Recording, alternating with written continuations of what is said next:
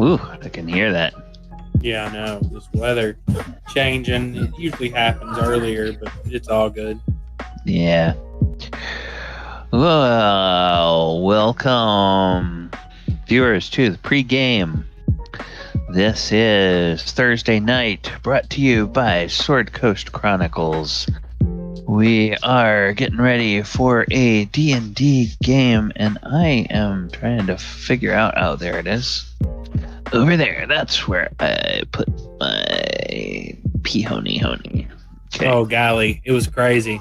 So, New World came out the 28th. It took me 2 hours to get into the game. Oh, my goodness. I waited in queue for 2 hours. I streamed it, waited in queue for 2 hours, and then I ended up playing Stream Raiders with a bunch of people for like 2 hours till I got into the game. Nice. Yeah, it's a... That's reminiscent of the days when they would release a new expansion for World of Warcraft. Oh, don't get me started. And everybody would wait hours and hours and hours to get in to play the new expansion. I think that's the last time I remember there being like huge queues for getting into a game.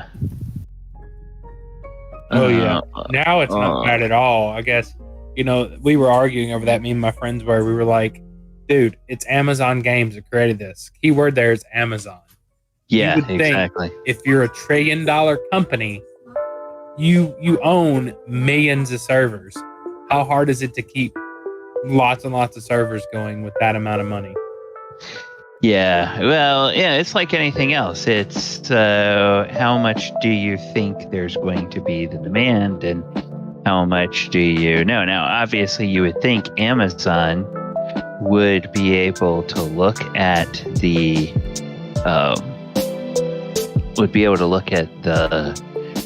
chatter and the searches and be able to gauge from their analytics how many people are really getting excited for this brand new game. Oh, they knew that from pre-order sale. Yeah.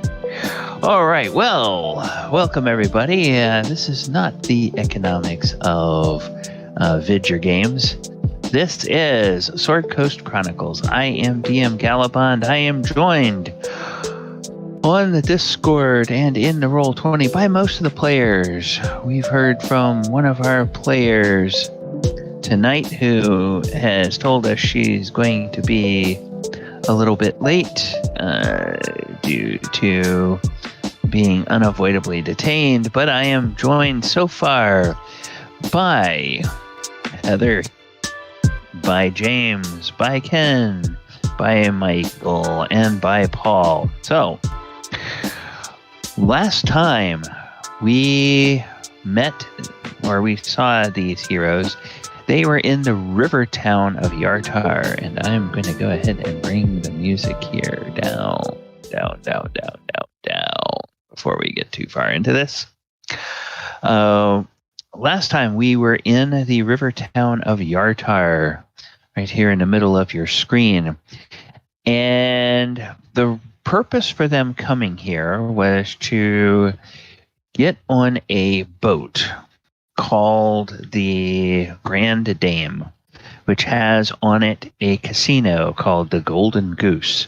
They've learned all of this information, and they've been laying their plans. But at breakfast in the morning of the game day that we are in right now, a D&D style grenade got thrown into their plans as a woman came in and informed our bard, Falazure, that the scuttlebutt around town, and the reason a whole lot of people are looking at him kind of sideways and as though he's done something potentially wrong, scuttlebutt is that he might have gotten the Waterbaron's daughter with child out of wedlock the last time he was here in Yartar.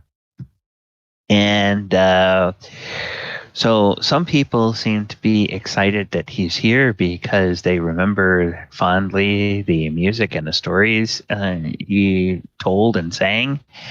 And other people are like, "Ooh, that's bold. Didn't expect to see him back here."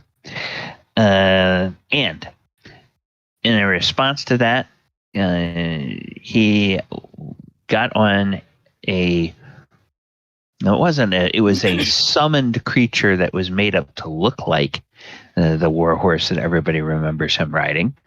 And he bolted out of town, and that's the last we saw of him, leaving the rest of the party at the Fat Dragon Inn.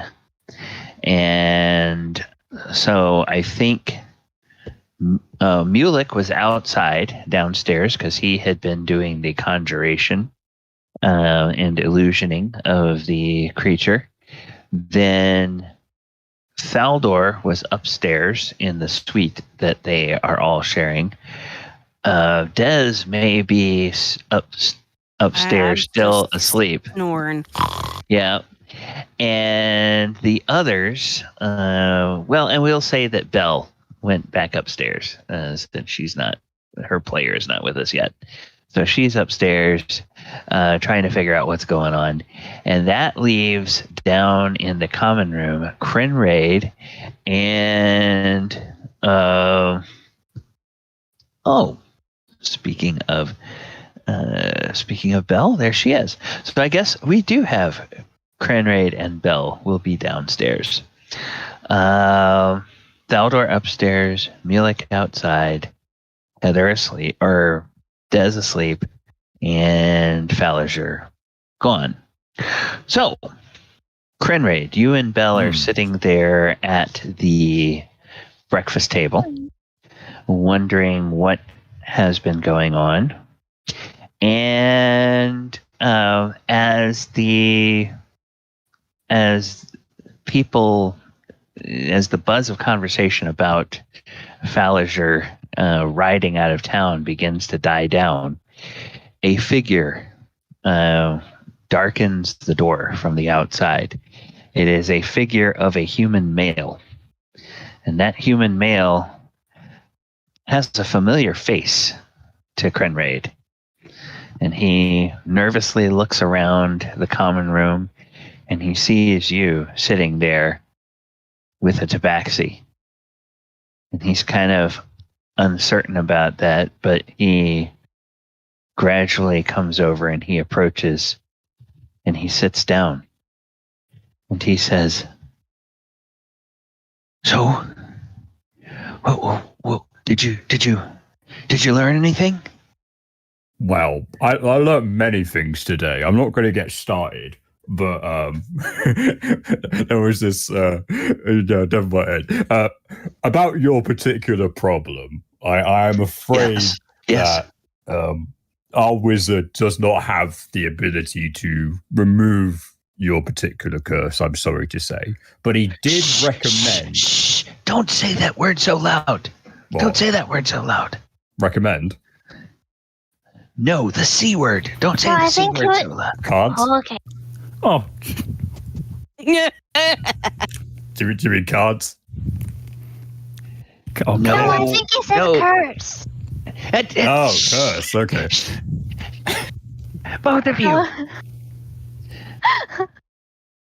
And he looks looks around and he says, "But what did he say? He said he can't do it, but he thinks that someone like who's, I think it began with C. What was the word? It's not can't. It's not cur. Oh no, it's not that word. Guys, it cleric. Yeah. He thinks a cleric might be able to do it. Someone who worships one of those gods in their churches and stuff. But when I was young and growing up, they told me that if you ever, that anybody who had this condition, you can use that C word, call it a condition. That anyone that has that not not that word. Use the word condition instead. Anyone who has this condition, it means that the gods have forsaken them, and they're beyond all the help of the gods. Who the hell told you that? It was some crazy preacher that had a service at a tent that told us this. Okay. Well, let me tell you this. He definitely wasn't a god, was he? No. So how does he know what the gods will and won't allow? He had books, and he had a bunch of different holy symbols on. Right, let me tell you this. My friend has read so many books, it would blindside you. Like, he could build an actual physical castle out of books. And he told me that a cleric would be able to do it. He's really sorry that he can't. He really wants to, but he can't. But he knows that some thing called a cleric can. And there's got to be one of those in this stinking city. And if not here, you might have to travel a bit. And that will take a bit. What do you think, Bill? Who is this person? Oh, sorry, yeah. I met this guy last night when I was having a bath, right? He came up to me and said they had a condition. And he looks around and he breathes a little sigh of relief. Yeah, he has a condition, and he needs some help trying to sort it out. I thought maybe, our good friend, the wizard, could do something about it, but no. Apparently, it's a different kind of thing. Mr. Bath Time. Don't know your name, Mr. Bath Time. Yeah. Mr. Disgusting. But anyway, I'm not judging you on that point. You do know that the other C word rolls off the tongue a lot more better than condition. Like, you know what? It's better for a song, and if you make a song out of it, then you'll ask for more help. And if you ask for more help, then the more likely help you'll be able to get. The condition will be able to be, grown and things like that. So you know what? Do not be ashamed of the musical worlds, of the simplicity of the words. But you know what?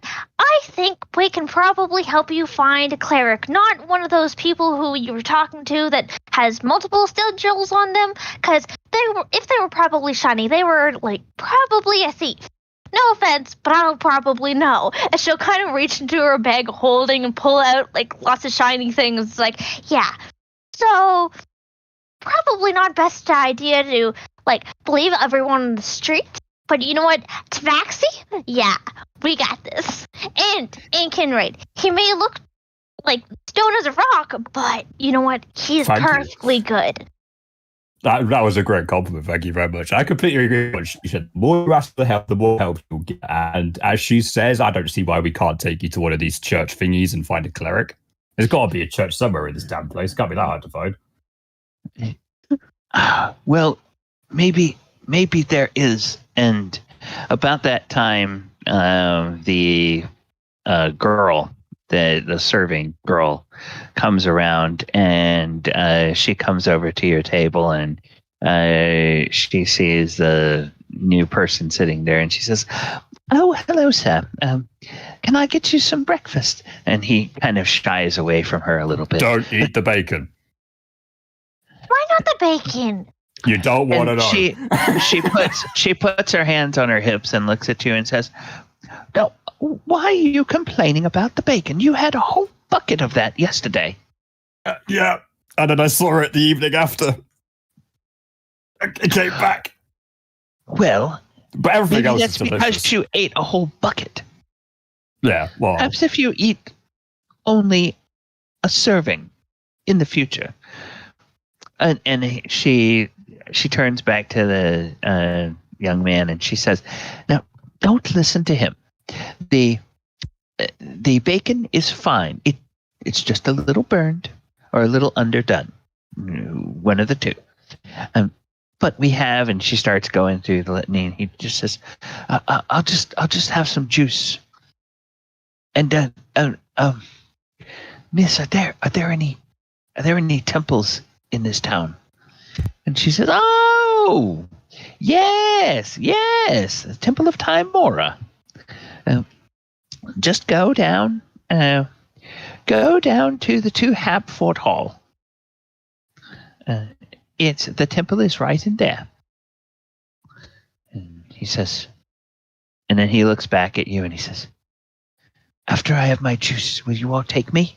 Yeah, come on, we'll go together. As Belle said, though, the more people you ask, the more help you'll get. Look at that.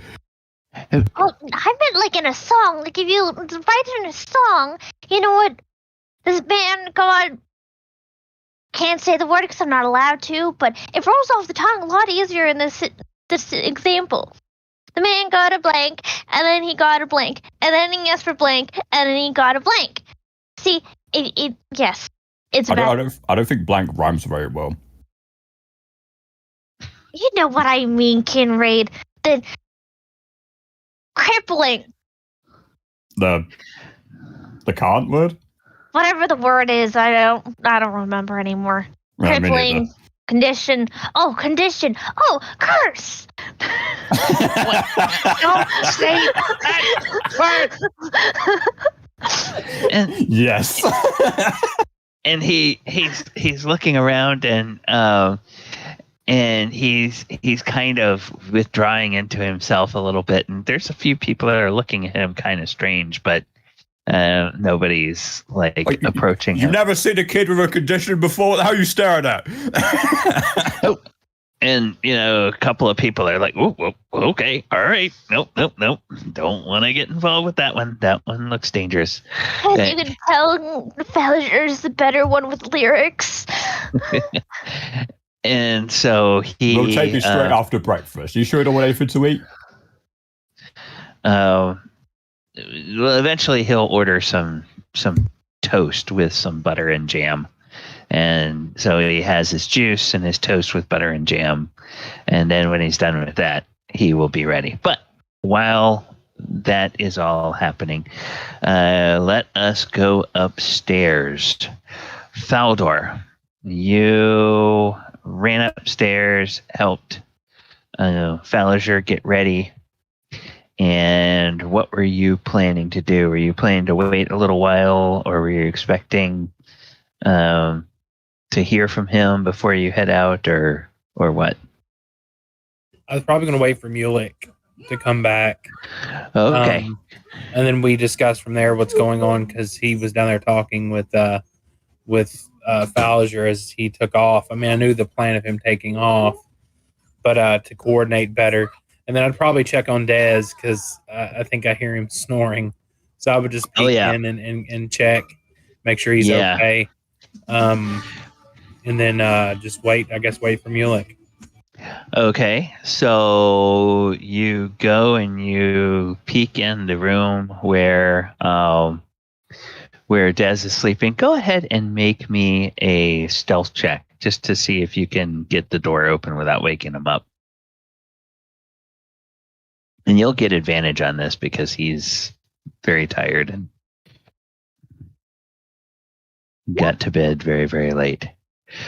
Okay. How about a 32? Yeah, 32. Very, very easily. You open the door, and not even the assassin that is standing with a dripping poison blade above Dez's bed hears you. I mean, no, there's no assassin in there. Memory is too soon. You make no sound. And Dez, would you, about how late would you imagine you would sleep? Mid-morning, or he came back in just before dawn, and so he's probably going to sleep long enough so that he's fully rested 6 hours. Okay, so probably afternoon sometime. Yeah, he's just sawing logs. A healthy furbog sleep, healthy furbog snore. Probably look funny him stretched over that little bed, I imagine. Yeah. Sure, pretty much he's like on his front. Arms are like hanging over the sides of the bed, crooked at the elbow, and his feet are like stuck out at the bottom of the bed. Right. So Thaldohr goes and grabs another blanket off one of the other beds and throws it over him so he's completely covered up. Ah, Be okay. nice. So I'll go grab another blanket, throw it over him, and just go and quietly close the door as I leave. Okay. And then our camera will pan to the Stableyard. Mulek, you had seen Falazure off. And were you going to stay out in the Stableyard for a while, or were you going to head back up to the suite, or what was your plan? No, once I saw Falazure take off, I'd make sure, I'd probably look around to see if anyone was like paying attention to me. Go ahead and make a perception check. It's all about you. Okay. Ew. That was a bad roll. Okay, yeah, you don't notice anything. Okay. You don't notice anyone, paying any particular attention to you or what you're doing. Okay. I probably wouldn't have done really much anything different if I had. Okay. And so I will just make my way back to our room to meet with Thaldohr. Okay. All right. Go through the common room, or you go through the back door up the stairs? No, I'll just go through the front door. Okay. All right. Well, now as you come in, there's a person you don't recognize sitting at the table with Krenraid and Bell. And this person is kind of a slender-looking human. And Krenraid had mentioned something about a human from last night, a few minutes ago. And he's kind of got that look of somebody who's kind of almost worried about being hunted. A little bit of hunched shoulders and over a plate of toast with jam, like he hasn't eaten in 2 days. Feverishly eating that with a half a tumbler of juice next to him. Okay, yeah, I'll just ignore them Okay. and just continue walking to How can you up ignore towards the our bell? room. Apparently just like that. Kren had already told Mulek what that was about and knows that he can't do anything at the moment about it anyways, and is more concerned with what's going on with Falazure and the plan that we put in motion. So Mulek's just going to try and beeline it up to where. Okay. Understandable. Yeah. Speaking of what's going on with Falazure, you are on what appears to be a horse that looks something like, but not anywhere near the appearance of Rusty, at least to your eyes, but to a casual observer looks a lot like Rusty. You are leaving out of town, so question for you, would you decide to make a beeline out of Yartar going to the east, away from the river, or going to the west across the river? There's no wrong answer. It's just up to you. Can he go north? Can he go north as well? I think on small scale maps, I think that Yartar is hard by the river, and that road is actually maybe a mile or two inland from the river. So on the large scale map, it looks like that is right at the intersection, but I think on smaller scale maps, it's kind of not there. But Offset more? Okay, I was just curious. Yeah, it's offset more. He would have been, I guess, a little bit north. That's what he told Okay. All right. Thaldohr. So, okay. So, staying on the east side of the river, headed north. Okay. So, he leaves out of town, heads north, probably picks up that Cerberan Trail is, I believe, what the name of that road is that leads north out of Yartar. And eventually will go up along the edges of the swamp by Mornbrand's Shield and Nesme.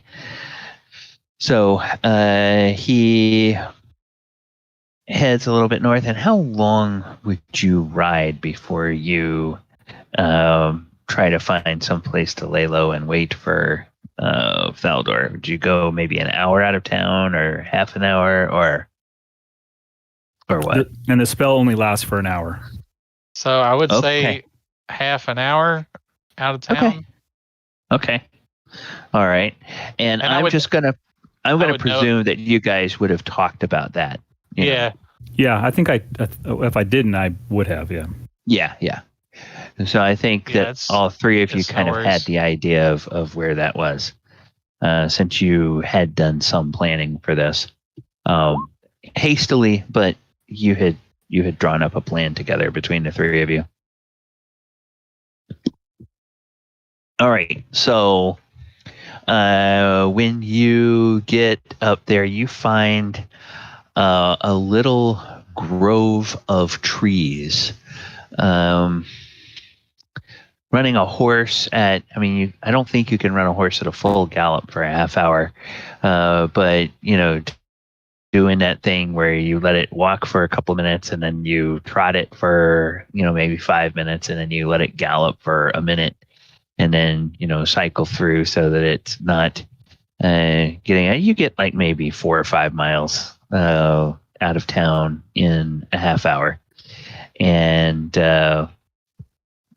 you come to a nice little grove of some pine trees that's over there within earshot of the river, and you can easily hobble the horse, and there's grass for it to graze on and everything, and you can sit there and you can wait, and you see the river flowing by, and every now and then you can hear a little burble of it, but it's a nice big wide river at this point, as it's heading south. Watching the merchant ships. Okay. Yeah, within the first few minutes that you are there, let me see. Within the first few minutes that you are there, you don't see any come by. So, all right. So we'll go back to the inn, and upstairs now we have Thaldohr and Mulek. You guys are upstairs. Hey, Thaldohr. Yeah, Falazure's off. Good. I'm glad he got it here like a bat out of hell. What's up with it? Where is he going? So he's gonna go. He headed north. He went out of town and stayed east of the river, and he's gonna. The Phantom Steed I created only lasts for an hour, so the farthest he could get is probably 10 miles, 10, 15 miles, depending on how hard he rode the steed. I doubt he'd go that far. That just seems a little excessive, but that's still a good plan. But I think he'd probably say a couple miles from town so he can get back easy from when we got to get on the boat tonight. Yeah, I'm gonna give it an hour just to be sure, and then I'll reach out to him to see where he's holed up, and then I can go down and create a steed for you, and send you on your way. You probably want to be a little bit more discreet when you leave town, so that hopefully no one notices you chasing after him. I'll disguise myself before I leave. Okay, that's probably a good idea. Throw my hood up, so nobody knows what I look like. That way, I'm just another passerby going out of town. Okay, so I'll let you spend some time disguising yourself, and then at the end of the hour before you leave, you can make or maybe we'll come back to you in a half hour, let you make a disguise check, and then since Mulek is there, he'll be able to kind of give you some feedback on. Oh yeah. And how ugly do I look, Mulek? It looks like a donkey kicked me in the face. Yeah, not quite as ugly as Kren, but you're getting there. Oh, okay. Kren's not there. Right. You just sneeze when someone mentions your name. It's just a naming cliche. Oh, yeah. No, it looks good. Nice. Yeah. I'm working on it. I'm getting better. It takes time, to deceive people. So I'm just getting better at doing that. But I really need to make sure that I make Falazure look not like Falazure. Like, he should be unrecognizable. Like, I thought we were going with the whole blind man thing going into the boat. So I need to make him completely unrecognizable. I mean, maybe there's some extra clothes around here laying around that we can throw over him or something too. Yeah, and I'm wondering, I guess is the plan still for all of us to go in together? Oh yeah, except I think Dez is sleeping, but we'll let Dez sleep. But seems like he had a late night. But we just need to make sure people don't recognize us as the party that was traveling with Falazure, and now all of a sudden we're with someone else. I don't think we've stood out that bad, and we've kind of been separate since we've been here. I don't think we've gone together as a group anywhere other than sleeping here in the evening or eating maybe eating some meals. That makes sense. I mean, yeah, we've been pretty much separated in small groups. So I think we should be all right on that end. But some of us, like I said, I'll still be disguised. You can't really disguise a tabaxi. Sorry about Belle. There is no hiding Belle from being Right, Belle. Right, exactly. So there's nothing much we can do with Belle. She's Belle. I would say just throw your cloak up. You should be all right. You got a face that a lot of people don't recognize. So just throw up your cloak, and I'll make contact with my inside people on the boat when we get in. I got to figure out how that's going to happen. Because if I don't look like me, it's going to be interesting. Little thieves' cant goes a long way. But I guess that's our plan, just to wait until we give him some time. I'll try to make myself look all weird and get out of here, I guess, and go get him and bring him back into town. So hopefully he's only about 30 minutes outside of town, or it's going to be a long walk back to Yartar. Yeah, because you won't have the use of a horse to come back. Exactly. Where should we meet? Do you want to try and make your way back here? It's still fairly early in the day. I think we've still got quite a few hours before.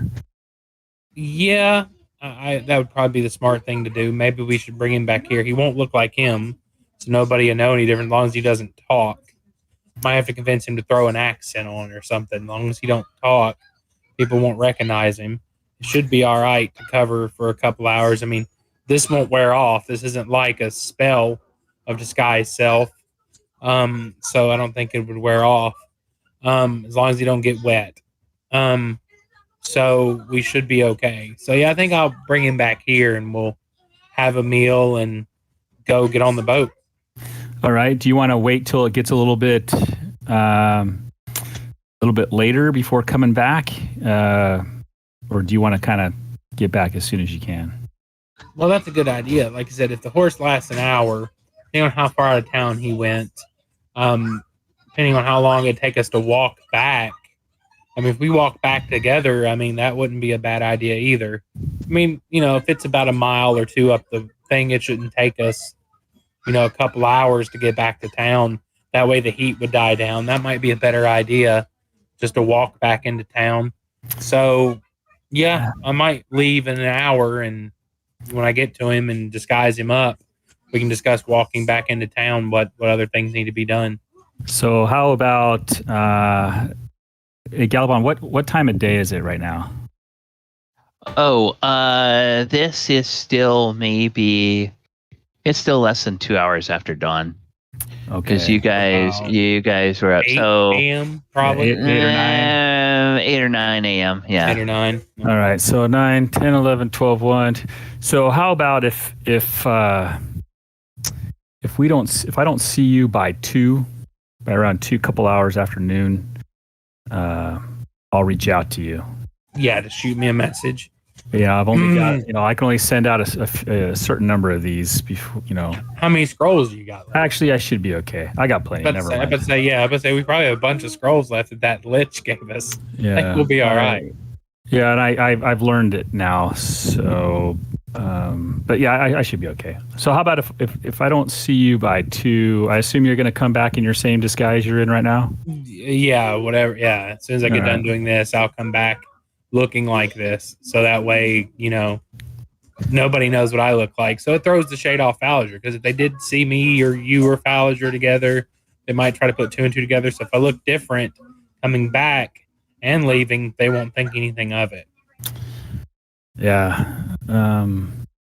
You could even possibly get a different room. Yeah, maybe. That's true. All right. So if I don't see you by 2, I'll reach out to you to see where you're at, and we can go from there. All right. Hopefully I'm with Falazure by then. So yeah. I think it's been about an hour. Give me about 10 minutes. I'm going to head back down, and I'll create any recommendations for a type of horse you want. Nothing too flashy. It can look like an old nag for all I care, as long as it gets me where I need to go. All right. Meet me down back by the stables in about 10 minutes, and I'll have a horse for you. All right. Can do. And then Mulek will make his way towards the stables. Or the stable area. All right. So about that time, about the time they've had that conversation, the gentleman that you were talking to before Krenraid, he has finished his breakfast, and this is okay, Merrill. Okay, this is Merrill. Mm-hmm. That is the guy that's at the table with you, and he wipes his mouth and he takes a couple of silvers out of his pocket, plenty to pay for the breakfast. No. It's on our tab, little one. Don't worry about it. You're going to need all the money you can get anyway. Oh, well, thank you very much. Thank you very much, sir. I'm ready if you are. I'm ready. How about see you, the Belle? shiny coins that he kind of put down on the table at first, and she'll kind of like reach over and snag the most shiniest one, the cleanest looking out of all of them, and says, "Yeah, I'm good." And he looks at you. he looks at Belle, and he kind of smiles nervously and looks back at Krenraid and says, "Okay, yes, yeah. If you can help me, it's worth it. It's worth it." And then he gets up, and he nervously gets up, and as he does, his chair starts to tip back, but he manages to reach it and keep it from clattering and falling on the floor.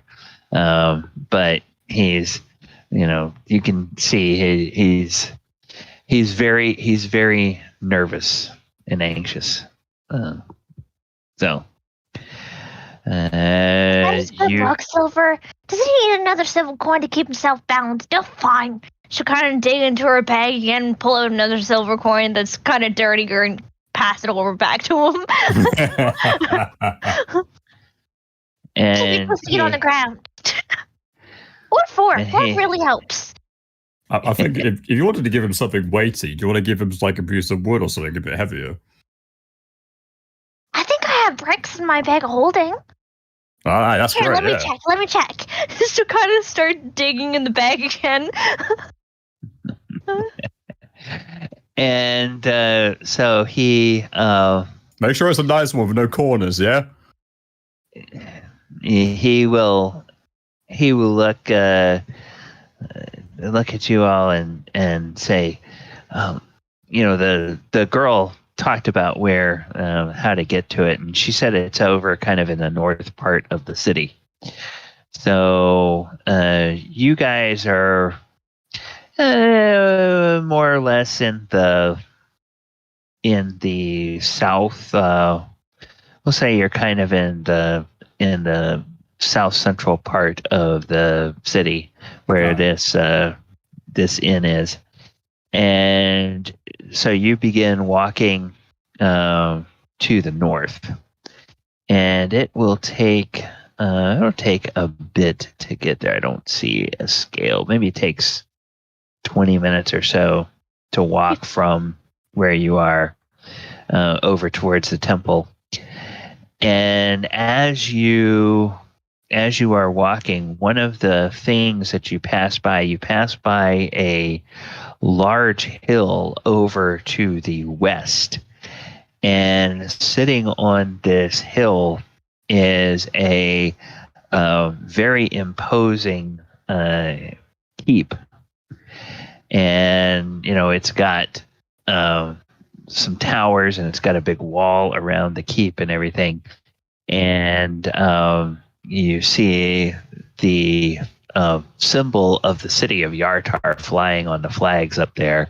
And there's one of those little road signs kind of pointing off in that direction. And it says Waterbaron's Hall up that way.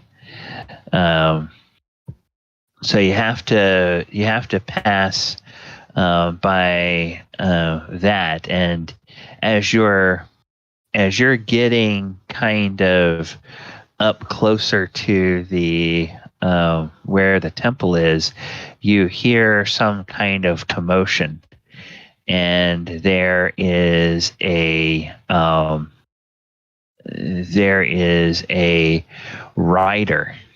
It's a man, and you're maybe 100 yards away, so you can't really make out a whole lot of detail, but he's a man that is on a black stallion, and he looks like he is rather large. And Krenraid, you can tell that he's got a very nice looking greatsword on his back.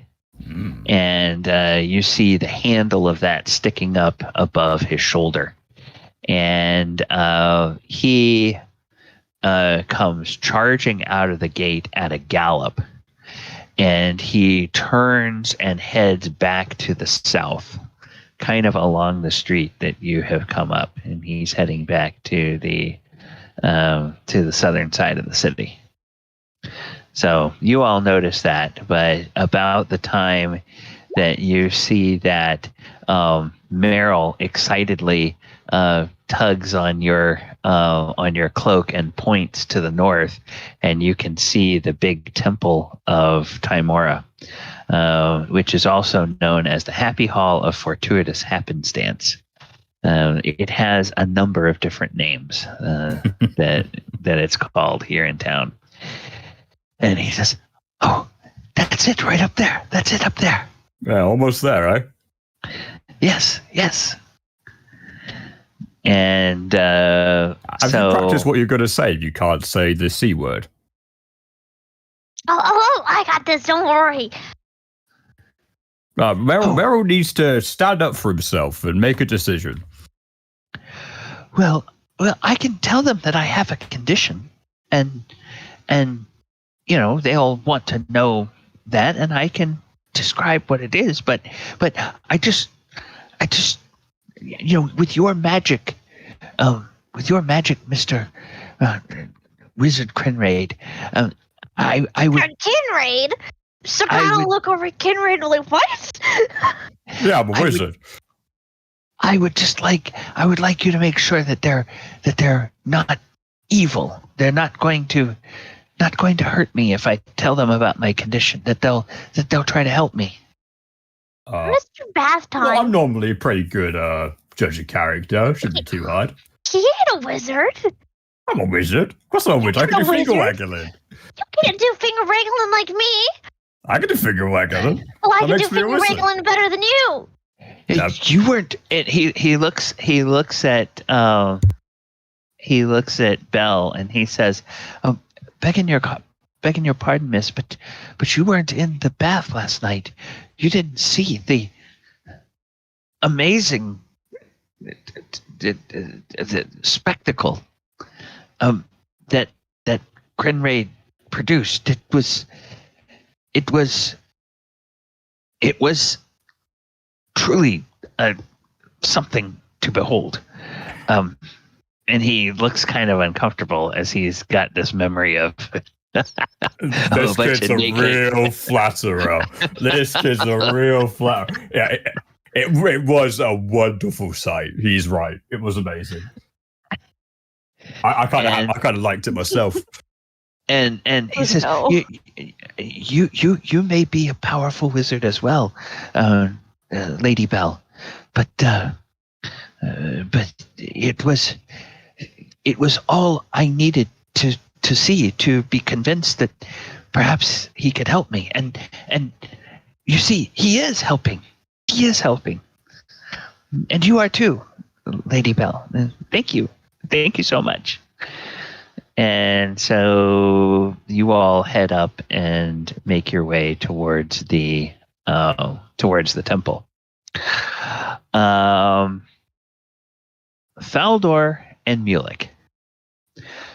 About the time that your friends are getting to the Temple of Tymora, and that probably means by this time you, Mulek, are down in the Stableyard or wherever you go to do your ritual for the summoned steed again. And you are there, and there's a bit of a commotion. First of all, let me ask you, where would you be to do your ritual? Where would you go? I would have tried to do the same place that I did it to create Rusty. I would have tried to find somewhere private, quiet, alleyway or in a empty stable or something. I would not out in the open. I would have tried to find somewhere. Okay. You make me a perception check with disadvantage because you're focused on casting your ritual. Okay, 13. Yeah, you hear people scrambling. Some of the stable boys are scrambling. We'll say that you find an alley that's outside of the Stableyard, kind of a side entrance leading into the Stableyard, one where they might be able to bring some wagons around and take them into the Stableyard. So it's kind of a wide alley, but there's an area down at the end of the alley where there's a bunch of barrels and boxes and crates and stuff that are all stacked up. It's a blind, or it's a closed alley, so it's only open on one end, and you kind of can go over there and get some cover, and that's where you did your first ritual, so you're there. But through the gate of the side gate of the Stableyard, which is standing open during the day, you can hear all this commotion and some people running out of the stables. You don't know exactly what is causing that. Okay. So inside Thaldohr, you would be up in your suite, or would you go down to the common room for some reason? I'd be finishing my disguise and then going out to the Stableyard to meet with Mulek. Okay, all right. So you're working on your Stableyard, and as you do, you hear a commotion downstairs, and you hear a man's voice. It's kind of muffled, but it's a deep booming voice, and this voice is raised in what could be either excitement or or it could be anger. Go ahead and make me a perception check to see how well you can hear what's going on. 27. 27. All right. So Thaldohr hears this, finds a little cup, holds the cup up to his ear, presses the cup against the wall, and finds just the right spot where the resonance of the voice from downstairs is perfectly, the vibrations perfectly transfer up this beam, and he can hear them clearly in his ear. And this voice says, "Where is he? Where is he? I know he's here. Innkeeper! Your Waterbaron's husband calls you. Come out from that kitchen." That's the voice you hear calling from downstairs. Wait, the Waterbaron's husband? Yes. Okay. Yes, this is a lady. This is a lady Waterbaron. Oh, I got you. Yeah. This is a lady Waterbaron. Well, I sneak out the back door to the Stableyard, and I let Mulek know. Oh, okay. Do you finish your disguise, or do you? Yeah, I finished my disguise. Yeah. Okay.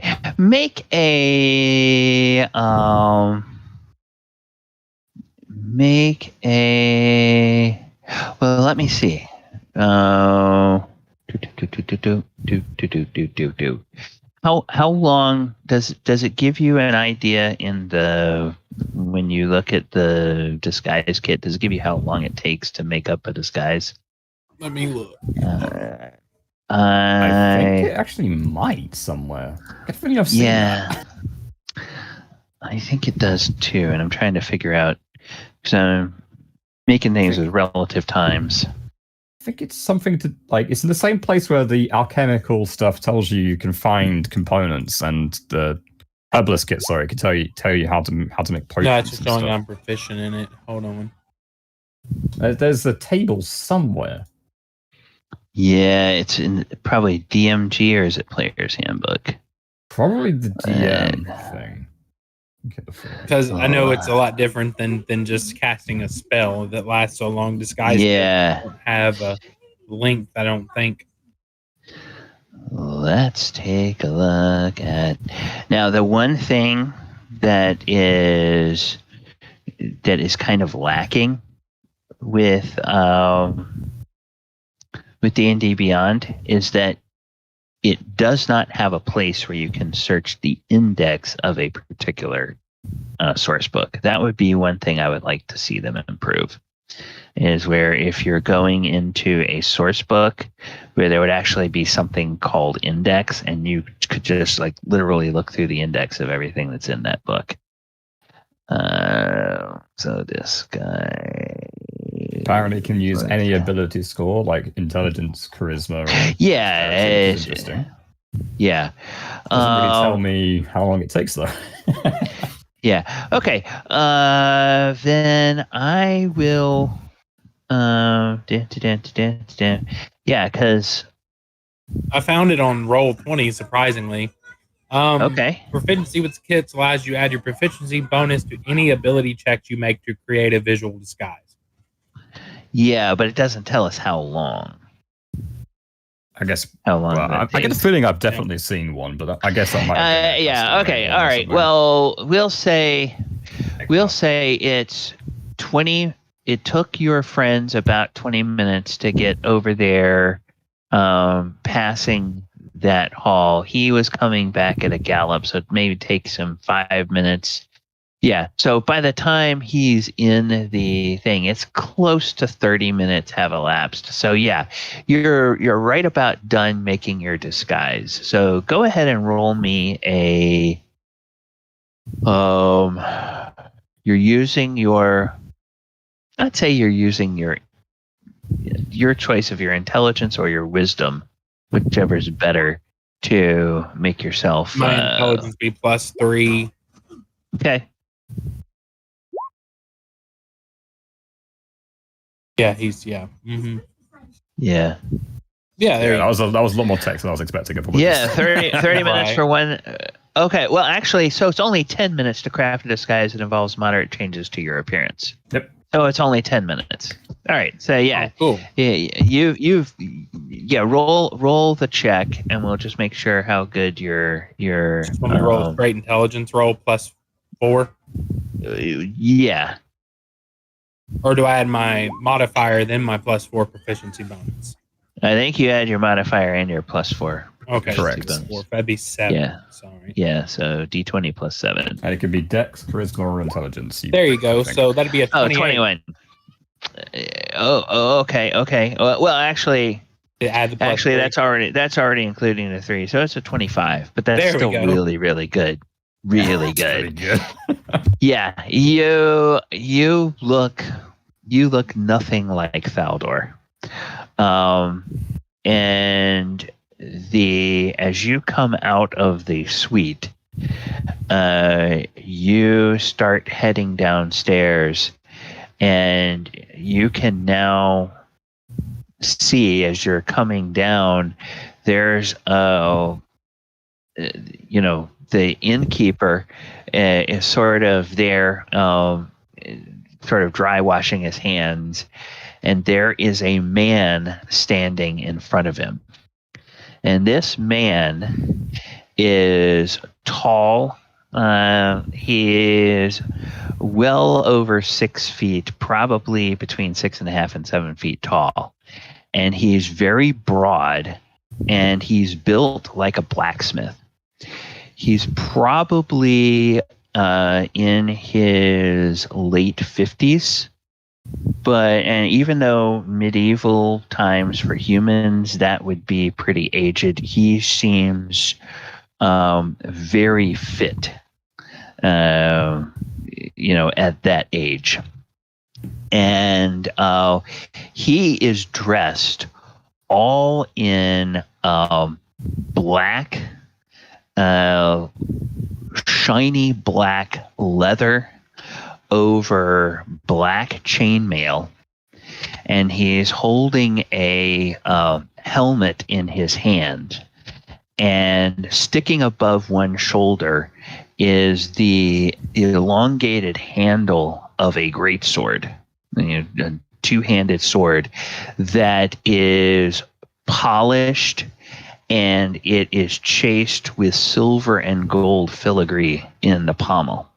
So this is a person who's clearly got quite a bit of money. And he's got a heraldic symbol on the front of his leather that is in the prominent colors of Yartar. And he is talking to the innkeeper, and he says, "I know that no good scoundrel was here this morning. I heard it from no less than 10 people. Now, where is he?" And the innkeeper's like, my lord, he was here for breakfast. Yes. He and his companions are staying in the suite upstairs. And he's like, "What floor?" And he says, the third floor, my lord. And so he says, "Get out of my way." And he just sort of pushes the guy aside, and he starts sweeping towards the base of the stairs. And you are coming downstairs, and you probably would have a chance to get off the stairs and get out of his way. But this guy is clearly built up a head of steam, and he is headed up the stairs. I'm trying to think as fast as I can because Dez is up there asleep. Oh, yeah. So Thaldohr, you don't know me from Adam. My deception's not horrible. Let him wake Dez up. See what happens. He's gonna mistake Dez for Pal. It's different race. Yeah. That's fine. Thaldohr's going to be like, well, we got another mission to do. I think Des can handle himself, and just scoot out the back towards where Mulek's at. Okay, all right. So go ahead and make me an acrobatics check, and this is just to see, can you get out of the way, or is he going to meet you while you're still on the stairs?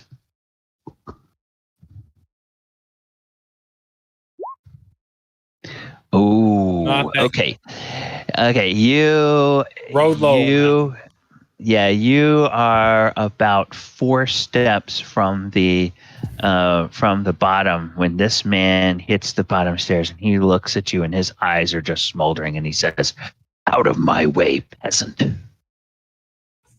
Yes, sir. And I just step aside. Yeah, and he just brushes past you and pushes up the stairs, and he's taking them 2 at a time, and he's just very deliberately heading up. Thaldohr thinks in the back of his head, it's going to be a rude awakening when he wakes Des up. And to see he's walking down the stairs and walks out back.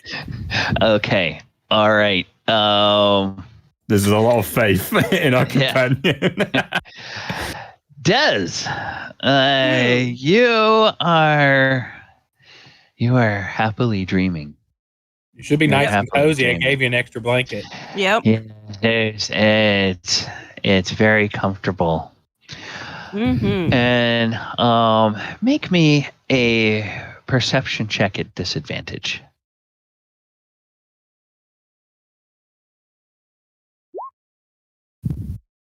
$14. Okay. In your dream, there's in your dream, you are somewhere, and for some reason, Krenraid has put down his forge hammer, and he's picked up a carpenter's hammer, and he's hammering 2 pieces of wood together. Bam, bam, bam, bam, bam, bam, bam, bam, bam. Bam, bam, bam, bam, bam, bam, bam, bam, bam, bam, bam. Bam, bam, bam, bam, I'm bam, imagining bam, bam, Krenraid doing this. Who's Yeah. Okay. Yeah, you're imagining Krenraid doing that. It's like, that's odd. Why is Krenraid doing that? So what would you do? He kind of like, Krenraid, stop it. And then there's then something is like clawing through your sensibilities, and you realize, wait a minute, that's not Krenraid. And you hear a voice that says in a loud, commanding tone, but it's as though it's a door or 2 away from you, and it says, "Open this door." The very loud, very commanding voice, and those kind of half fellows back. I'm trying to sleep. Okay, make me a performance check. We're gonna see how loud you yell that.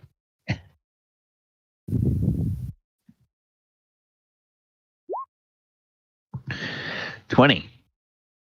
Okay. You may be just trying to brush the sleep out of your eyes, but there's nothing wrong with Dez's lungs. I'm trying to sleep. And the banging on the door stops and says, and there's a beat, and then it says, open this door. I swear by the Waterbaron of Yartar, if I have to have the innkeeper unlock this door, everyone in here is going to the dungeons. About this point in time, I gotta go AFK for a second, Gally. I sent you a message. I'm sorry to interrupt. Okay.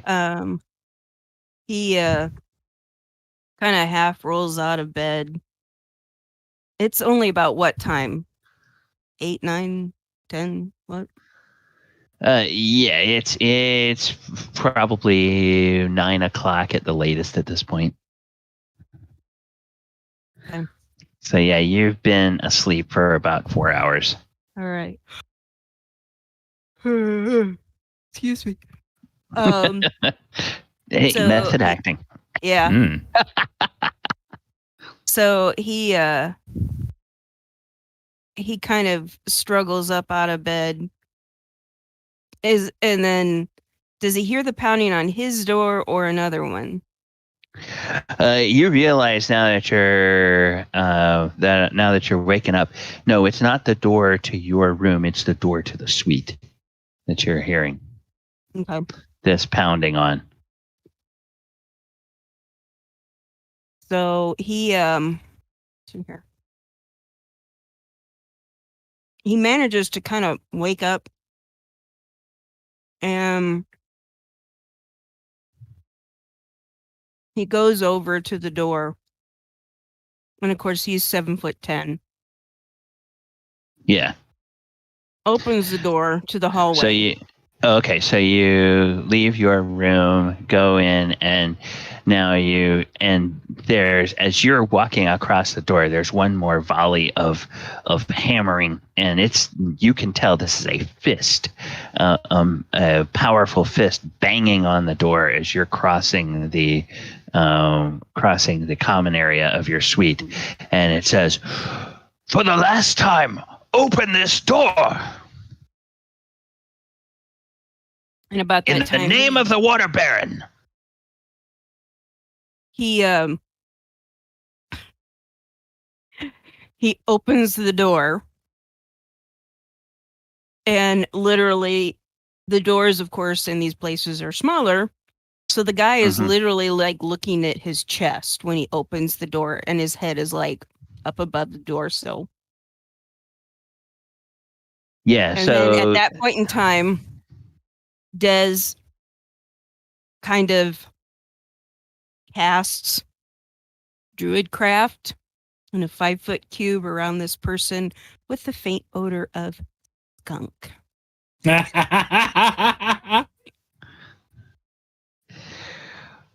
Okay, so we'll set the scene. You open the door. There's this powerful looking human standing there. The black shiny armor, the big great sword, and the big gloved fist that has been raised. Clearly, he's been the one pounding on the door. Door opens. This furbolg opens the door, and he looks a little surprised at first and a little confused. Then the furbolg twitters his fingers, and in the area that he's standing in, suddenly everything smells like skunk, and he says, "What foul odor is that?" And it matches your attitude. And he tried to cast it on, like, so that it's stuck on his clothes. And he's like, I could have you arrested for that. And about this time, the furbolg leans down, leans through the door, and comes out into the hallway and stands up to his full height and looks down at him and goes, "You woke me up." And he takes a couple of steps back, and he looks at you. He says, "Where's the bard? Where is he? Who? Falazure. Hell if I know. I'm the only one Falazure. up there. You woke me up." Oh, if that innkeeper has lied to me, I will have his license for business stripped from You'll him." have no such thing, you pompous windbag twit. Nice. And he says, "Do you know who you're speaking to?" And about that point in time, the furbolg goes, "Do you know who you're speaking to?" And as that last two kind of comes out as a bear roar as he transforms into a massive brown bear. Oh, And then jeez. you see the bear where it tilts his head to roar, and he's like, "Rah!" Don't piss off a sleeping druid. This was just about hibernation. And this guy, he takes a couple of steps back, and he reaches for his sword, but clearly it's like he's reaching for it as if he thinks he's going to have to defend himself. And he pulls the sword up, and he just kind of holds it in front of him. He doesn't move to attack or anything. He says, "What? I was told I would find the bard Falazure here. If he is in there, send him out now in the name of the Waterbaron." And about that point in time, the bear just goes down on all fours, goes through the door again, and just leaves the door open. Like, search for yourself. And goes over and he sits back down. Basically, he sits on Falazure's stuff if he's got it still there, so that the guy can't get to it. Okay. All right. So the guy like is like, you know something about this smell, please. And he comes in and he looks around and he sees that there are the doors to the sleeping rooms, and he looks around in his common area. Obviously there's nobody there except the bear, and then he goes over and he pushes the one of the doors open. I presume that the door that to the room that Des was sleeping in, that door's probably still open, but the other doors might be closed. And he just goes and he opens the door and he looks in there and he looks behind the door, and then he leaves that one open and he goes to the next door, does the same thing, he puts his head in, looks around, looks behind the door. And then in that second room, he'll go over and he'll open the armoire, and obviously there's not much of anything in there, so he just makes a disgusted noise, and he's periodically coughing and trying to cover his nose from the stench that he can't seem to get away from. And he and at this point you're not certain, by the way he's acting, whether he thinks the stench is actually something that's in here and he just can't get rid of it because he's in it, or whether it doesn't seem to have dawned on him that it's somehow on him. And so then he goes into the third room, looks, obviously nobody's there, and then he goes into the fourth room and there's obviously nobody there, and then he would see a shield guardian in my room. Oh, he sees the shield guardian in there, and would he see Piddlewick, or is Piddlewick back? No, Piddlewick's in the bag. Yeah. Okay, that's right. You put Piddlewick back in the bag. All right. So he sees the shield. He sees the shield guardian. He just kind of comes up short, and he's like, "Whoa!" And then he comes back out and he says, after he looks through all the rooms, he then points to the room with the shield guardian. He looks at Des and he says, "I don't know if you can hear me, Furbolg, but is that yours?" He points. At this time, the bear stands up to his full height again, gives him one of those looks like, he nods his head, and then he like on his back feet starts walking towards the guy. You know how bear will kind of do that trundling move, and he kind of flexes his claws and raises his paw like he's gonna swipe at him. And he holds his sword up defensively again. He says, "Now, bear." The bear points out the door. And gives another bellow. Tell me where I can find Falazure. I will leave if you can tell me where I can find Falazure. And the bear just shrugs, like, And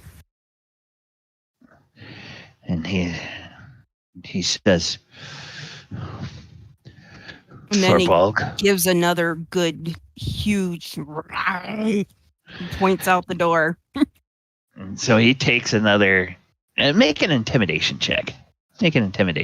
And this would be using Dez's intimidation, but make it with advantage because you're an enormous bear at the moment. 15. And he's scary in his Filberg form too, so come on. Okay. He's too distracted says, by the smell of the skunk. Yeah. He doesn't look intimidated, but he says, do not plan to leave this city. If you are in the company of Falazure. About this time, he changes back to his Furbolg state, and he looks at you, down at him, and goes, you have no manners, and I curse you. The forest will never allow you to pass again. You would dare to place a curse. You woke me up. You're rude. You're impertinent. You're an asshole. Now get out. I don't know where Falazure is. Waterbaron's guards will see you in irons before the day is out. I'd like to see you try. And he I'll get the hell out of my place. He slams his sword into his scabbard, turns around, slams the door, and storms back out and goes downstairs. Meanwhile, the smell of skunk keeps following him. Yeah. Falazure, or not Falazure, Thaldohr, you get across the Stableyard and you're about to walk out into the through that side gate into the alley, when you hear from an upper floor, you hear what sounds like a bear roaring. I just look back and I'm like, yep, he woke the sleeping bear. Knew that would happen. And so then you go and you see down at the end of the alley, you see that Mulek has he's down there just stepping out from some crates and boxes and everything, and he's got a horse. Just a plain normal horse, nothing special about it. Yeah. And now that you finished that Falazure, somebody is walking out from the gate. You're not sure whether that's Thaldohr or not. Oh, I know. Doesn't look like him. Before I left, I knew what Thaldohr looked like. Oh, okay. You knew it. He had finished his disguise before I had left. Okay. All right. So, you see Thaldohr in his disguise coming out, and you can hear some roaring from inside. It sounds like bestial roaring from inside the inn. What's that noise? Long story short, apparently the Waterbaron's husband, real big, tall dude, not as tall as Dez, rushed up past me because the barkeep told him that Falazure was staying in the upper suite. So, and Dez is out cold. I covered him with an extra blanket. He was, though, before I finished my, right when everybody got up. And so, yeah, I guess he woke the sleeping bear. That is Dez. Dez can handle himself. Did you talk to Falazure at all? No, not yet. I'm just about to send him a message. And what is Thaldohr? Is Thaldohr wearing anything particular, like any kind of hat, like a color, like He's a color hat or a color? He's got his cloak on. What color is it? It's a kind of like a dark green, kind of like hunter green cloak, and he throws it up over his head, and you can kind of describe me a little bit, I guess. I don't know. I look ugly, so like I've been kicked in the face by a mule. Yeah. And I'll put a mark on my cloak that Falazure can recognize. I'll put the actual, what is it? I would know it because I've seen it before. I guess his mark of helm is who he worships. Or Okay. Tyr, Yeah. Tyr. Yeah. Yeah. I'll draw the mark of Tyr on the front of my cloak so he can see it. Helm. So it is helm. I was right, helm. Yeah. So I'll put the mark of helm on my cloak so you can see it as I'm coming up. Okay. So I will.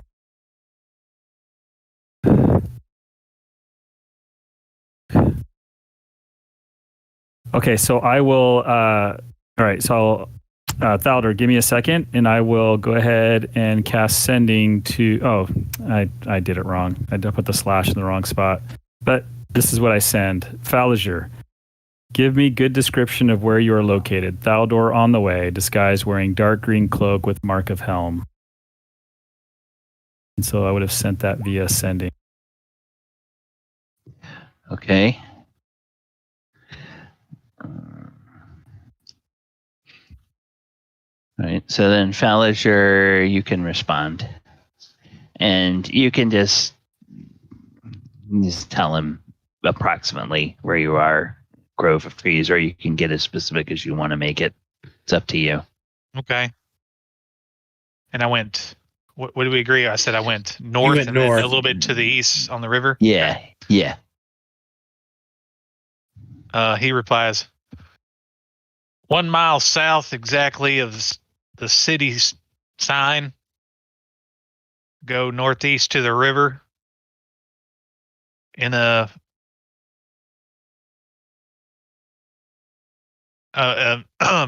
sitting on the bank in a small pine grove. Okay. Gotcha. Yeah, so I'll pass that on to Thaldohr. And I'll I'm say, good with Okay. directions. So we watch got that. watch your back, Thaldohr. See you in a few. I'll do the best I can, but you watch out for that crazy guy. Apparently he's looking for blood pretty much. Well, as far as I'm concerned, Falazure was someone we met up on the trail. We were traveling together. Some trouble that I don't know much about occurred here, and he took off. He left town. You know what? You are becoming more like me every day. That's a little scary, Mulek. Well, that's the truth, right? Yeah, and he gives him a wink. That's the truth. So I hop on the horse and I take off in the direction that I was sent to go get Falazure. If you don't hear from me, but I yell back, if you don't hear from me within, I'd say, an hour and a half, 2 hours, send me a message, and I'll let you know what's going on. Yeah, I think we had agreed by like 2 o'clock or so, a few hours after the high noon. If we don't hear from you, I'll reach out to you. That'll work. Appreciate it, Mulek. And I just ride out of town. And we'll stay close to this area. All right. So Thaldohr's riding towards Falazure.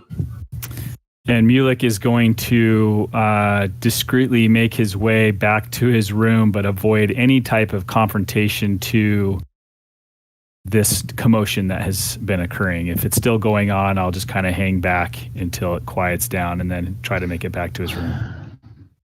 Okay. As you approach the inn, you see that people are coming out of the inn, and they're just they're like holding their nose, and they're like, got their faces all wrinkled up, like something stinks horribly. And you can hear a man's voice inside talking to the innkeeper, and he says, "Innkeeper, I'm holding you accountable. That furbog does not leave until the Waterbaron's guardians arrive. I am placing that furbog and any companions that are found with him under arrest for insulting the Waterbaron's family. And the man is like, yes, my lord, yes, my lord. And it sounds kind of muffled, as though he's got something over his face, and he's speaking through a cloth mask or something. The innkeeper's voice comes back, and people are just sort of scattering and running out of the inn. And then, very shortly thereafter, this big, tall, imposing man with the black armor, the big great sword, the shiny device on his chest, strides out of the inn and goes over to a great black stallion who starts to and is like kind of trying to pull away from him as he gets closer. And he says, "No, boy, it's just me." And the horse is like, and it's shaking his head and just sort of being agitated and everything. And he grabs the reins forcefully and hauls himself up into the saddle, and he tries to get the horse to head back towards the north part of the city, but the horse is like, do I see this happening? You can be at a point where you can see him as he exits the inn and is mounting up on his horse. And you can get somewhere. Clearly you've been outside, so you're not inside. The innkeeper can't see you. You can make a stealth check if you would like to try to stay hidden from anybody noticing you. Yeah, let me. 14, that's pretty good. Everybody's so distracted by this, and there's this. You can get there's some horrible odor wafting off of this guy, and clearly that's what's bothering the horse. But you're a distance away, and the breeze is just kind of carrying it to you. But you're like, ugh. So what I want to do is I'm going to attempt, because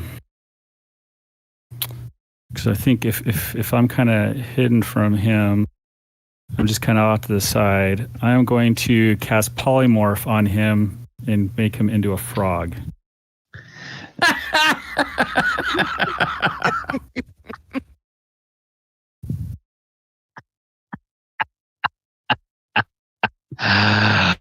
Oh my gosh. How long does polymorph last? An hour. It's an hour. It's got to make a save of some kind. I've got an owl who can fly him very far away. Well, that's also the thing is about that point in time after he leaves, here comes Dez as a bear. Okay. Saving for. It's a wisdom saving throw. All right, so I love the logic. The logic's great. Oh my god, this is just. Can't tell the cards if I take him away as a frog. Yeah. So wait a minute. Is he the bear wants to play with it first? Okay, so let me go look here. I had the perfect. You know what? Dez doesn't show up as a bear. He just goes back to bed. Okay. That makes a lot of sense. Yeah, okay, so it's this. This is the sorry. I've got to pull up the stat block and double check the wisdom on this guy. Roll 20 is being slow again. I hate it. Okay, that, so we go /RD20, whoops, /RD20 D20 plus 1. And your spell save DC is a 17. Oh. Okay. This guy goes to climb up on his horse, and just about as he gets in the saddle, instead of the butt of a human hitting the saddle, he makes this strangled cry, and a frog lands on the saddle, and the horse, and it's a frog that still stinks. And the horse just, well, it's been untied now, and it just bolts running up the road. The frog kind of falls off, lands in the dirt, doesn't take any damage because it's a frog. It's not heavy enough to take damage from falling from the back of a horse onto the dirt. And immediately after that, I call Casper out and to go command Casper to go pick him up, fly an hour towards the Cerberan hills that I'm familiar with, and to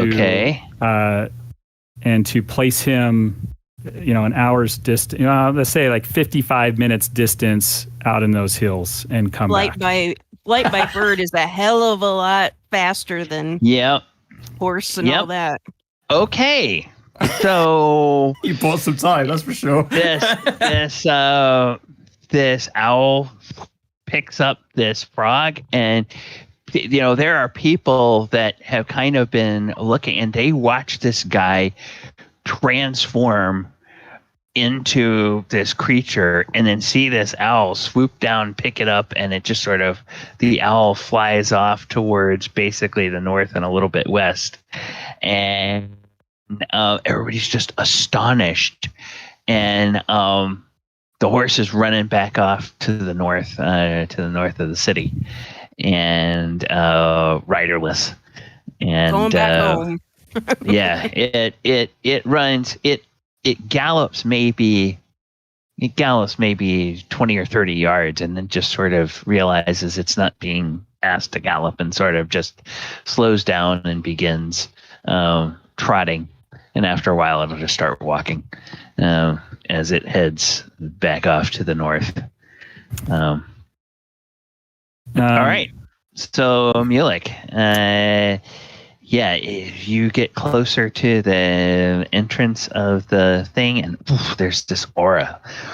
This awful smell. It's like the biggest skunk you ever knew gassed somebody, and ripped a huge skunk fart at the same time. Do I see Dez?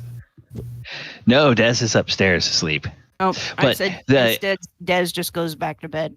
Oh, okay. Yeah, Dez is upstairs, and the people that have, the few people that are left in the inn, including the innkeeper, they're just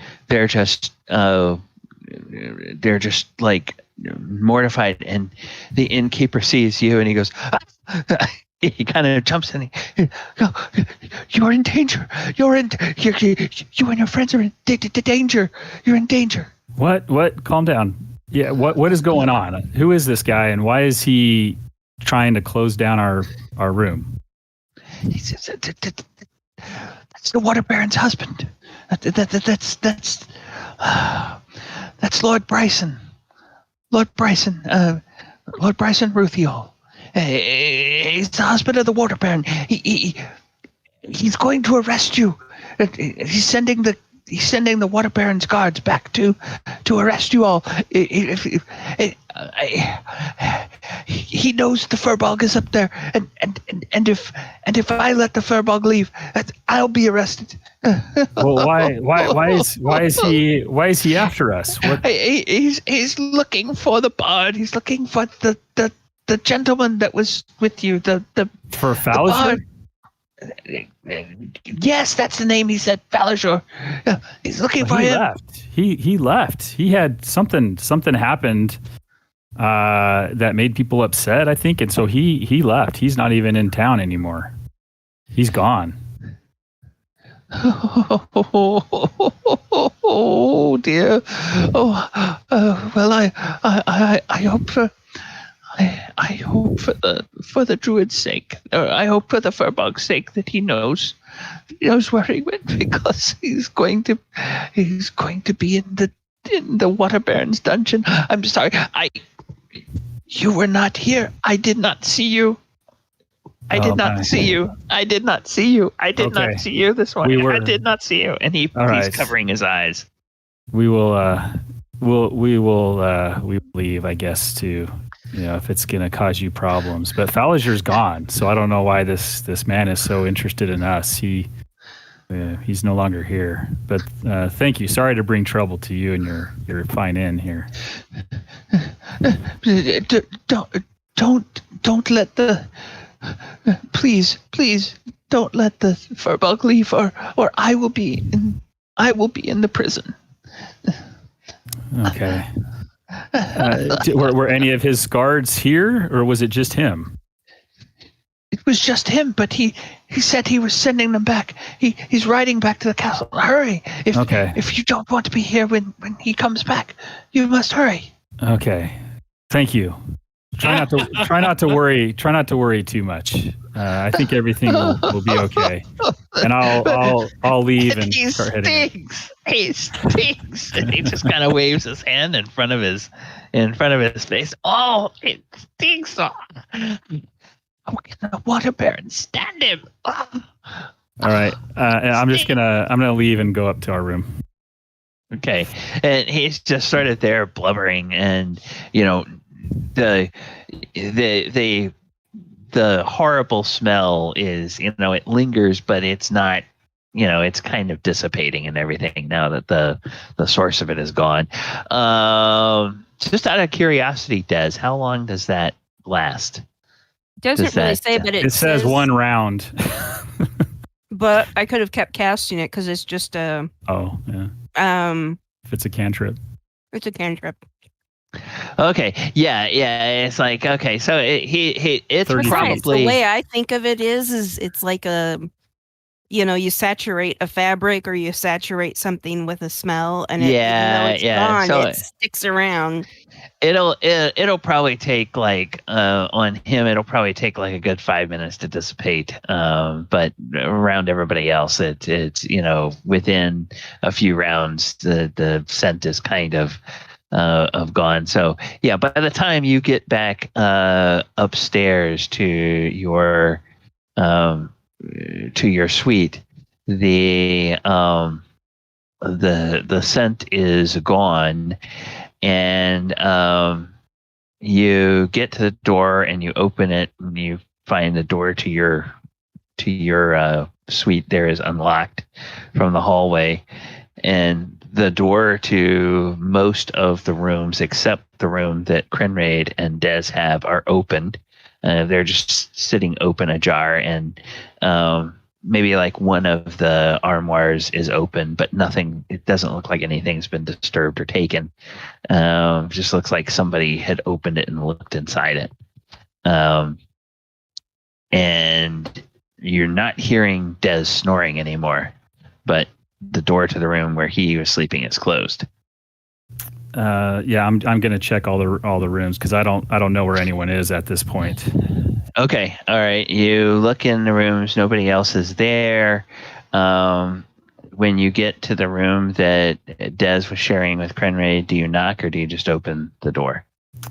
No, I'll knock. Okay. Hey, Des, as you're climbing back in bed, there's a knock at the door, but this is more of a gentle, civilized knock, not somebody trying to beat the door down knock. Yeah. Okay. You hear Des call to you, or you hear Des calling. Yeah. I'll open the door. Des, it's Mulek. Walk in. Say, hey, what's going on up here? Somebody came knocking on the door.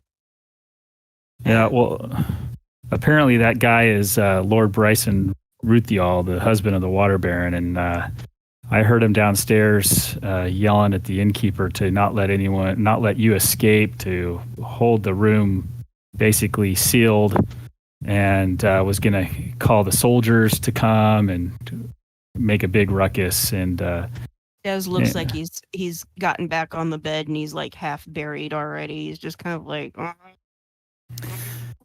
okay. But where are the others? No idea. Well, I bought us some time. Would I sending him where I know where I sent him and knowing the owl can fly an hour? How much time do I believe that would buy me? What? Dez, he'd know. Yeah, what is the flying speed of an 60 owl? feet. Okay, so 60. Well, that's 120 when all you're doing is using your movement. So 120. Oh, actually, it might be 100. Actually, it might be 120. Hold on. 10. Oh no, it's 10 60. round. It's 60. What? So 10 rounds in a minute and 55 minutes. So that's 550 rounds. So 550 times 120.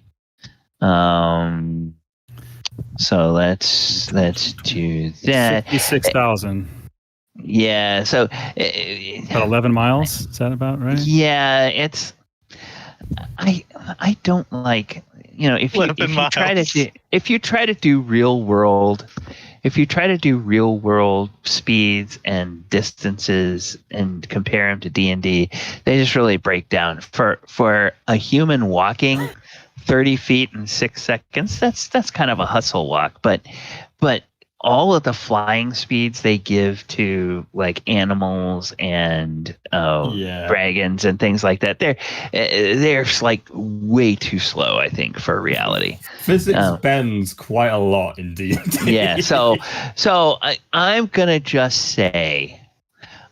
say your owl without straining could probably go 20 miles in an hour, and that's not like flying as hard as it can fly. That's like flying at a moderate pace and relative wind speeds and all that kind of crap. So we'll say it's closer like to 19 miles away.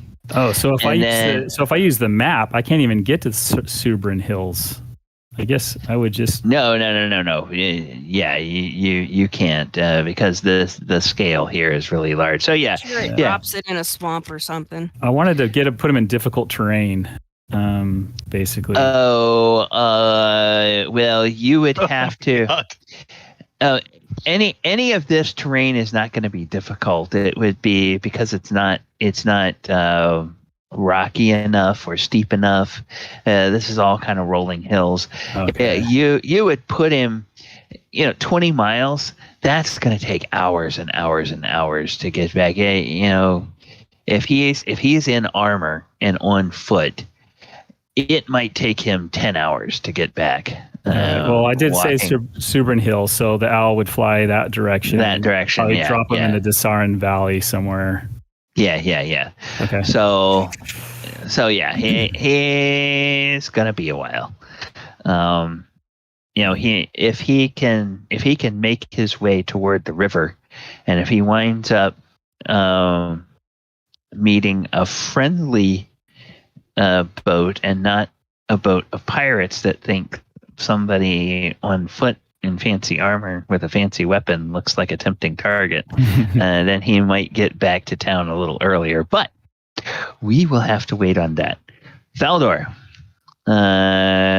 we have made you sit there silently long enough. No, it's fine. You are heading to. But wait a minute. I'm going to make you sit there. I'm going to make everybody sit there for a while. We're going to pick up with Thaldohr after the break. I have 43 after the hour. Let's go ahead and take 10 minutes. We'll come back. We'll find out what is happening with our people. And once again, viewers, it's like, I think these guys, they're going to try to get to the casino. And I'm gonna try. Yeah, and we may not make it here tonight, so that's why I made the provisional title of tonight's session, Yartar Rivertown Blues. You might just, as they say, miss the boat. Yeah. All right, so I'm going to bring the music back up, and once again, our music is by Pipe Dream Hits this week. I'm doing some tests with this Sirenscape software, and I'm trying to figure out how I can get Sirenscape to play in the Discord. I can show you how to do that. Okay, so that not only we can hear it, but the stream can hear it as well. Yeah, I'll walk you through that off stream, Gally. Yeah, okay, all right.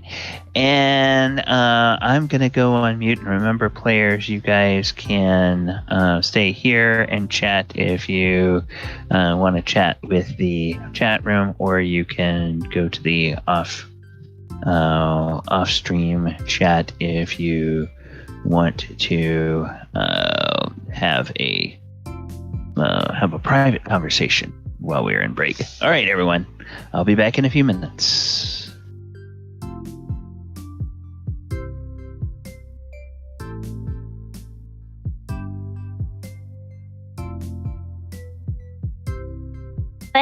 Okay, my mic works good. Huh? No, my internet gets shut off because my sister. So every single night it gets shut off at 11:30. Like, just the internet, someone just yanks the power cable out of the router or something? No, it's on a timer. So we have a timer connected to the Wi-Fi thing. So it shuts off, shuts back on. Okay. Damn, it's a shame. It's a shame you didn't get that extra 30 minutes. Yeah, but you know what? It's better than it shutting off at 11, which it was supposed to. So 11:30, okay. We'll take it. Yeah. The fact that it's shutting off at all just seems rather archaic to me, but I guess that's just my sensibilities. No, like I completely understand like both sides of it. It's stupid to me. It's really fucking stupid. But pardon my language because it's still recording anyway. Don't care. But it's 18 plus. I checked that before I joined. She stays. We can jump up into the. We can jump up into the other channel. Nah, it's fine. But she stays up all night, like completely all night, and I won't be able to get any sleep. She wakes up my dad. She wakes up my sister. She wakes up my mom all night, every single night, if she could, because she has no care for anyone else. So yeah, the internet has to get shut off, or else she would stay up all night, and then yeah. You guys are aware that you can block specific devices, right? Not on our internet plan that we have. It's on your router itself. Any modern router, or even any old one, has the ability to block certain devices by their MAC or IP address. Yep. Yeah, but then it's sort of like trying to put a timer on that, on top of the band, whatever. Yeah. Yeah. No, even though hopefully she's moving out soon, but we'll see.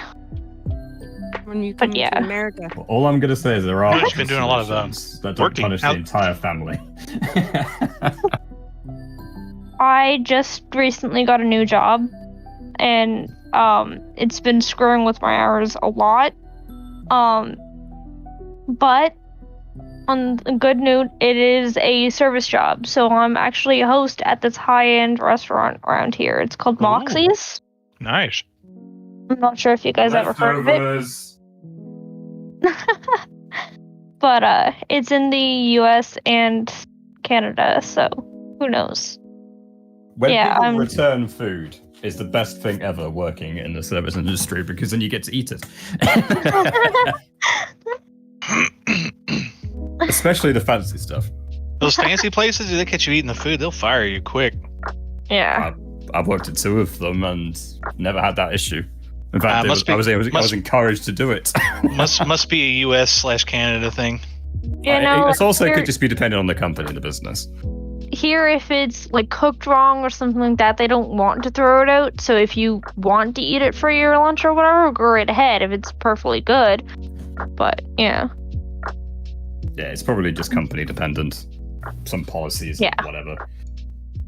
But yeah, no, so I just recently got a new job there, and yeah. Basically a 2-hour bus ride in town to go there, and then 2-hour bus ride back. Oh my gosh. God. I didn't know you were that far out of town. That's a trip. My mom still has to drive me 20 minutes to the bus stop. God damn. Yeah. That is far. Yeah, I didn't know you were such a country girl. I told you I live on them sticks. I'm the boonies. I'm in the boonies. But yeah, either way, it's a while. And sadly, they can't promise me Sundays off, which is my biggest iffy moment. But right now, because the hours are shorter, because I am newer and I do need to prove myself to be able to get the better position there, I'm working about like 11 o'clock in the morning until like 3-ish, and then it takes me 2 hours to get home. So I'm home around 5 It's a 4 o'clock. long day. Yeah. For very little pay. Yeah, quite frankly. I have to wake up at like 8 o'clock in the morning to be able to do all of it. Coming to America. I wanted to, but there was unexpected fees, so I couldn't go last minute. So. That's stupid. Yeah, the COVID test to be able to go across the border. Clerical jobs, man. They're paying like. We got so many damn jobs in Omaha that are just sitting there going waiting. A lot of online jobs, man. It's crazy. It's like just basic clerical stuff, data entry. Pays like $12 an hour, easy. The COVID test last minute to cross the border was going to be about $250. Oh yeah, that's right. We get every family in the UK gets a COVID test kit with 5 test kits for free every week. Wow, they don't do that here in America, but you can pretty much just go there. We've got like a whole list of places you can go get them for free. Yeah. Right now, yeah. But not to cross the border. Right. Interesting. Because it's like a CPR test or some shit like that. Yeah, it's fucking stupid. I hate third-party shit. It's got some official bullshit attached to it. So yeah. It will cost you money because it's dumb. Yeah, no. Mm-hmm. But yeah, that being said, Canada doesn't want you to people to come in or leave. It's like you're all stuck. But yeah, as for the job goes, I'm making about like $14 an hour and then tips on top of that. Pretty good. So yeah. It is still good pay, but it's still the point of the hours absolutely suck right now. Did you explain your plight? Be like, manager, it's an emergency on Sundays. I have to play D&D. I already tried to tell them about it before they hired me. Okay, well, I prefer to have Sundays off because of my own reasons. I used to have therapy on Sundays, which is why I got out of it for my other jobs. But they said, okay, well, we still can't guarantee you Sunday because everyone wants a day off. D&D is therapy. Yeah, tell them you have therapy on. Say you'll work early in the morning till noon, till like 11, but you got to get the hell out of there. Because the restaurant only opens at 11:30. See, what time is it for you right now? It's almost probably opens at 10. It's almost 11 that's funny. right now. Yeah, so she's like almost 3 hours behind us. So if she works till 3, yeah, she's already missed the game. Almost. No, because if it's Thursdays are no problem. It's just that I went to help my mom out today after work, so that made me a little bit late. Yeah. But yeah, no, Sundays is going to be the issue because it's like the weird in the middle, but then I should only be missing maybe an hour, maybe 2 at most. I'm on call this Sunday, so probably not. But did you tell him?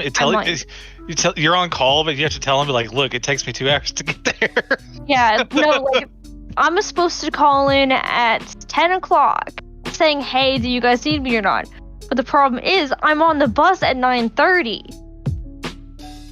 And it's like, I'm already on my way there to be able to call you to say, hey, do you need me to work or not? Yeah, it's not good. Makes no sense. Yeah, you just have to tell him that, look, it's Takes me 2 hours. Yeah, that's not good. You just gotta Well, tell and them that's it's a the thing. It's logistics like, issue. look, either I'm working or I'm not on Sunday. Yeah. Right. There's no on call because of the impossibility of me getting there on time. On the weekends, it's not such a problem because my mom has to drive me because the bus doesn't work out here on the weekends. So my mom has to drive me in on the weekends, but during the weekday, I have to take the bus and whatever. So it's more of a problem on call on the weekdays.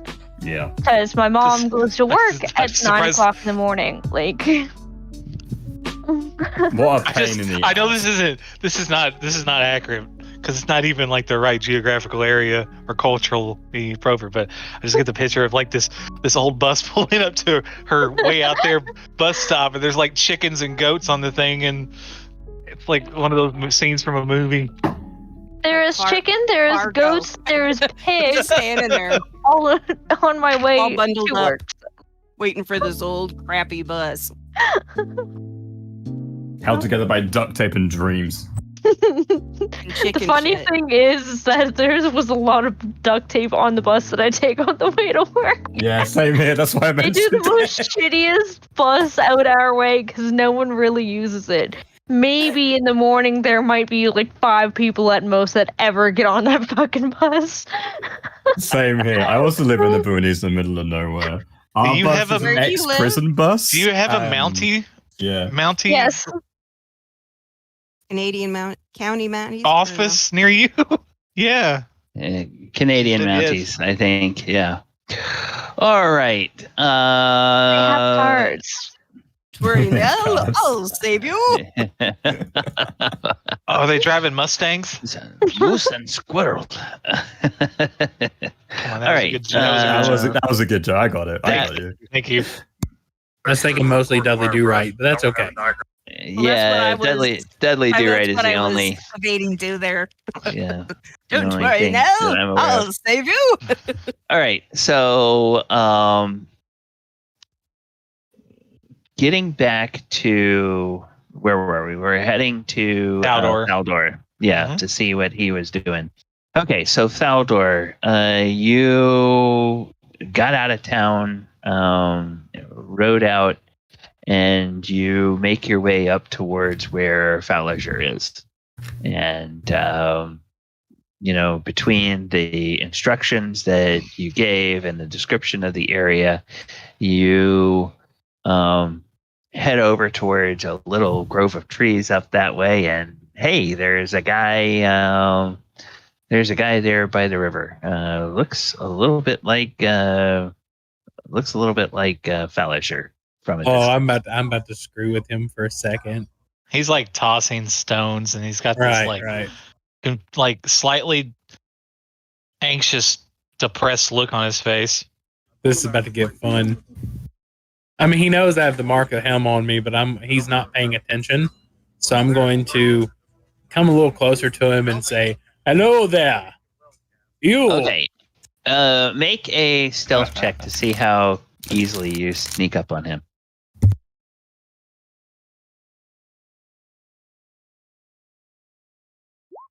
15. 15. That's a low Okay. roll. That was a 2. What? Passive protection is 16. Yeah, passive perception is 16. So 18. you Oh, Mine's for me. 19. So okay. Hard somebody- Yeah, I'll then take- you're gonna I'll have Update your to, name, bro. yeah, you I have to hear him update coming. your name. So yeah, you Oh, my bad. you hear a Right. crunching, and look over, and you see Thaldohr in the disguise that you kind of knew, or you see a guy wearing the green cloak with the symbol of helm, and as you look over, he looks like he's about to say something, but then he's like, "Oh, drats, you saw me," and he breaks into a grin. Do I and notice that the way he's grin walking or anything like that? Yeah, he breaks into a grin, and that grin is unmistakably Thaldohr. Yeah. if you wouldn't have turned around, if you just wouldn't have turned around, I could have scared the hell out of you, but that's okay. You're scared enough as it is, I take it, aren't you, Falazure? What do you mean? Well, let me tell you what happened in town after you left. So I go into telling him, yeah, this guy called himself the husband of the Waterbaron. He's about as big as Dez. Pushed me out of the way, running upstairs looking for you, threatened the innkeep. Yeah, it was really interesting. He was really out to get you, apparently. Yep, that's exactly what I was trying to avoid. Damn it.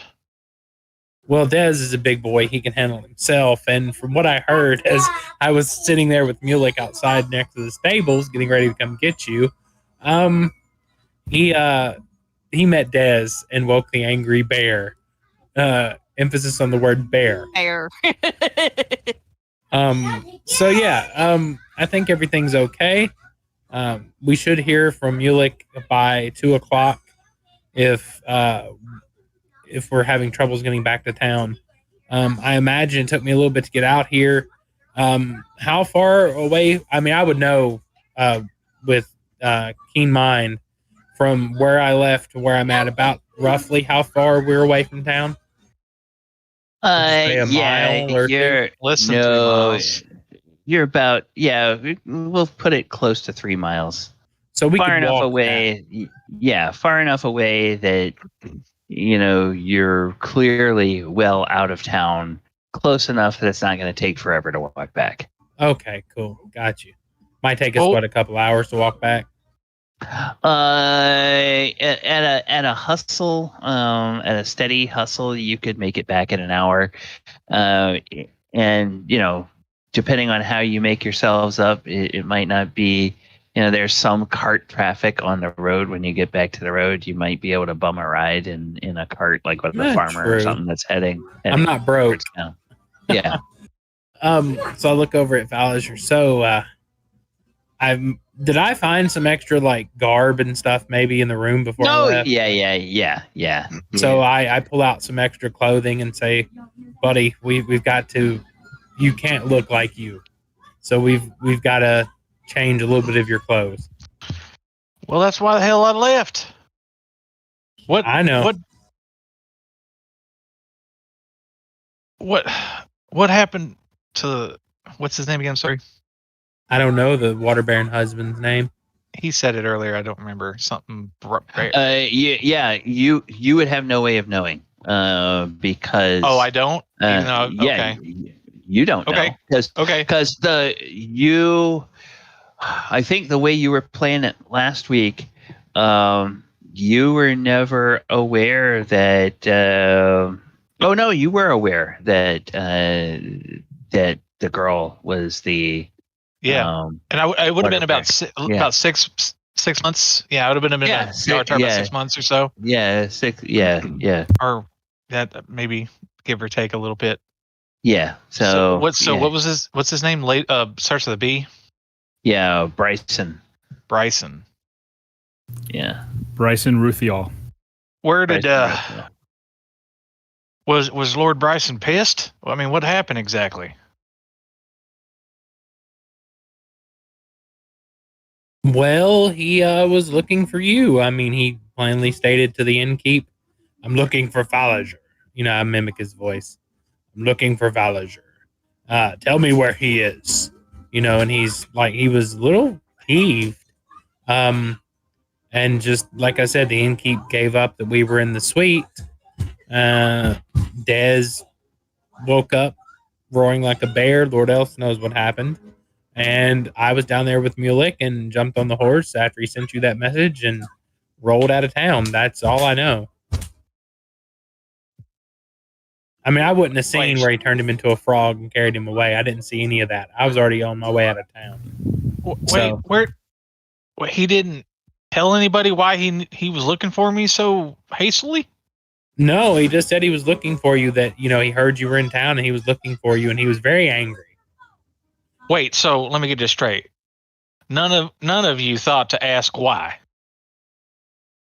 No, but between me, you, and the tree here, I think we know why he's looking for you. What the hell is that supposed to mean? He thinks you knocked up his daughter. I mean, that would be, that's why he's looking for you. Out of character, do you know about that rumor? You told us that. You told me and you. No, I said I got involved. Oh. Yeah, I never said anything about kind of pregnancy. I mean, that's not even something Falazure knows about. Except today. Well, yes. the common folk told everyone last week. We all heard it. Yeah, though the woman who was there was talking to you and told you that the rumor was, and you guys were having a rather heated conversation just outside the front door. So people would have heard, and that was kind of the rumor of why you disappeared. That rumor's been going around town. So if they didn't hear it from her lips or your lips, they would have overheard people talking. Okay, but today for Falazure was the first time he actually heard. This morning was the first time Falazure he didn't heard. Know that they had right. You had left, and you know there. I think you had been involved with a few people that you knew were kind of muckety mucks, and maybe this girl that was the Waterbaron's daughter. Uh-huh. She might have been one of them, and she might have started acting like she was getting a little attached, and you were starting to put two and two together. He got caught, basically. They got caught. No, but they didn't get caught by anybody. They didn't get caught together because you would have been thrown in prison, or you would have known they were after you. She was kind of in Falazure's mind. She showed up a few times too many, and maybe started giving him some gifts that might seem like she thinks this is something of significance. And in Falazure would be like, okay, they're gonna expect, some kind of, they're gonna expect a certain thing, and they're not gonna like this. And this girl, she's a little crazy, and in a good way though. I got you. Yeah, okay. Well, yeah, and her mom is rumored to have killed somebody. I don't want her mom finding out about this. All right, I want to get out of here. He turns. Go ahead, Thaldohr. He's like, I don't know, man. You think it's really true? I, to be honest with you, I'm not you. I don't know. Like, I mean, you're the one dipping your wick. I have no idea if you did or not. So I can't answer that question. Only you can, Falazure. I'm sitting here throwing rocks in the river and thinking about it, and I kind of feel bad. I mean, if it's true, I'm not that kind of man. I know, but we have world-ending events going on right now. You fathering a child is the least of our concerns. To be honest, I'm not trying to sound selfish, but you make a point, but I mean, it's something. I mean, well, hell, we don't know if it's true or not. We're gonna have. How about we cross that bridge when find we out get eventually? There? I don't know. Right. But how about we handle the world-wrecking events and then worry about if you're the father of this kid? Well, the only problem with us crossing bridges when we get there is we tend to destroy them as we're crossing. Well, if they're looking for your head now, how bad would it be if they're looking for it later? I mean, it's not... Yeah, you're right. I mean, it's going to be the same whether you face up to it now or you face up to it 5 years from now. It's not going to get any better or any worse at this moment. Because if we really have to sit back and nail the brass tacks, Falazure, you have to think that we're in a situation where the world could utterly be destroyed, and then what would it matter if you had that child and if it was your kid at that moment? They wouldn't be here anymore. You know what I'm saying? I mean, I'm not to sound morbid, but I mean, we have bigger fish to fry, my friend. I know it. All this shit happened to my It could be just a rumor. Cursed damn Cult of the Dragon and all this other bullshit. It's a lot to carry, man, but I'm duty bound, so let's just let's just get this over with and see what happens. Well, fair, but at the same time, Falazure, think of it this way. She could have been seeing someone else, too, right after you. You know, maybe a week later. Lord only knows. I'm not no doctor or cleric or whatever, but I'm telling you, it could be someone else. She just probably thought of you as the daddy. I mean, you're charismatic, laid back dude. I'll tell you what, if we see her, I tell you what, if we see her, you be the one to ask her that question. Oh, right. Okay. All right, Captain Charisma. I'd love to see how that would work. You know, I mean, out of character Falazure for this, like he doesn't want to get his face slapped off. Right. You want me to go up and say, "Hey, did that old Falazure guy knock you up? Is he the baby's daddy?" Well, I mean, no. I meant like you could say something like it's not his, right, or something. You know, maybe like I don't know, something like that. And I don't know. Let's just do this damn disguise. Okay, and then we'll talk about this more on the road back to town. Hey, Okay, so let's try to you not guys talk about this in front of Bill or. That's fine. That's fine. I'm cool with All right, so you guys are going to start working on Falazure's disguise. We're going to leave you doing that, and we're going to go back into the town of Yartar and go back to the Temple of Tymora, where we find Bell and Krenraid and Merrill. And so you guys walk into the temple and you see, Krenraid, this is a little bit of a different temple because Tymora is the goddess of luck. And there's a lot of altars that basically are set up very kind of non-traditionally. There's one altar that looks like from the gifts or from the altar gifts of dice and cards and gold coins. It's like it's an altar for gamblers.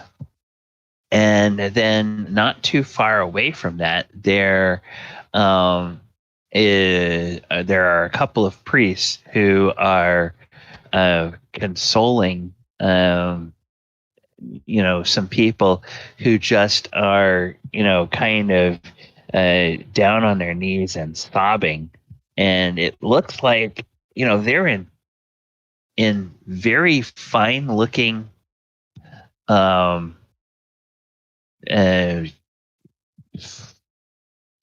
probably less clothes than they should be wearing. They're wearing finery, but it looks like it probably used to have like vests and coats and other things. And, there's like clear marks on their fingers where they normally wear rings. They don't have any rings.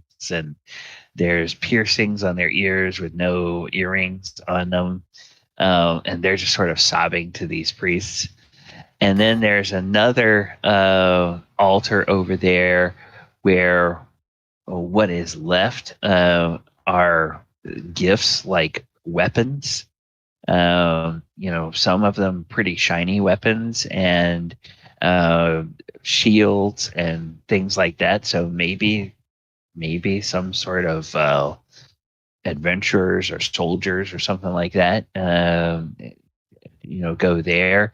And there's a person that's talking to a priest who has like a huge bandage over their head and like a spot where it looks like they had a bloody injury on the side of their head. And the priest is sort of comforting them. And then there's some people over there. There's a couple of acolytes that look like they're doing some candles and whatnot, and they're not talking with anybody. So what would you like to do? First up, is Bell back, or is she? I think she needs to go soon. No, I'm still here. Okay, good. Okay. All right.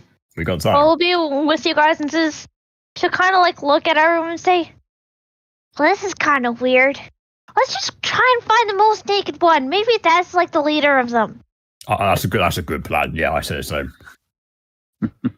Okay, Mr. Pastime, go. She'll kind of like slap his back a little bit. Go assert the dominance. Who are you slapping? You're slapping Merrill, or you're slapping Krenraid? Merrill, Mr. Bathman. Yeah. And She's never been told his name. And he's like, oh, and he says, he looks at Krenraid and says, which one do you suppose it is? Probably the most naked one, like Bo said.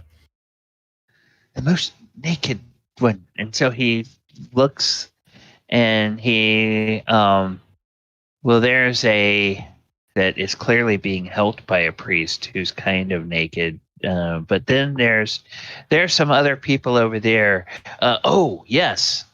Now he sees it. There's someone over there that's scrubbing the floor in part of the temple, and that person is sort of stripped to the waist and has like a tunic, or it would be like the bottom part of their robes is on, but it's sort of tucked down into their waistband, so it won't be dragging in that. And they're kind of down on their knees scrubbing, and he says, that one there. And so he begins to walk over, and he leads you all over there, and he says, excuse me. And the man looks up and says, yes, can I help you? And then Merrill, he looks at the two of you, and he starts to get big really thumbs scared. up. You can do it, kid.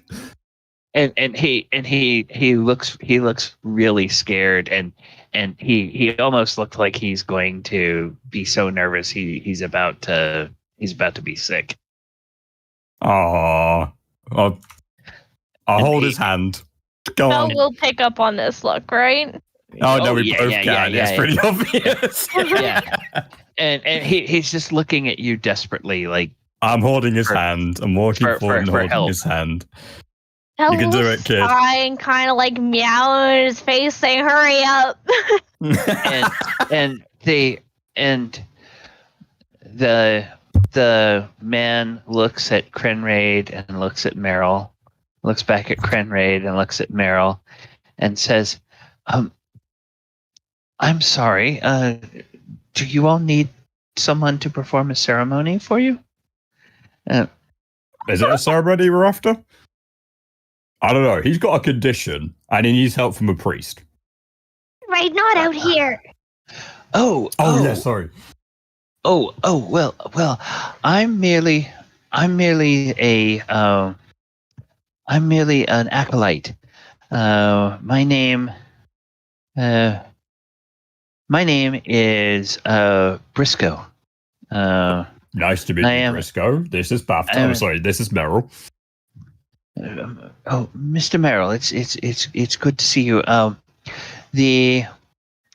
You would want to speak to Father Baldwin. Father Baldwin, I can take you to his office. He would be. He's a priest on duty, but he's not working with anybody right now. Come, and thank you very much. Let's go. I'll kind of snicker to herself. Festive ballin'. What is he, bald? He better be bald. And you go into the back of the temple and into some areas that clearly are like some priests' offices. And you get to one office which is standing open. The door is standing open, and the young man knocks on the door, and there's an old priest sitting there who is in fact in his robes, has his holy symbol of Tymora, and he's got that classic priestly bald head with the little fringe of white hair. I'll snicker and like lean towards Krenraid and say, "Told ya." Yeah, and the younger acolyte says, "I'm sorry, Father Baldwin. This gentleman here, this Merrill, he needs a priest. and his friends brought him. And Father Baldwin says, "Oh, come in, please. Sit down. And says, "Thank you, lad. You can close the door when you leave."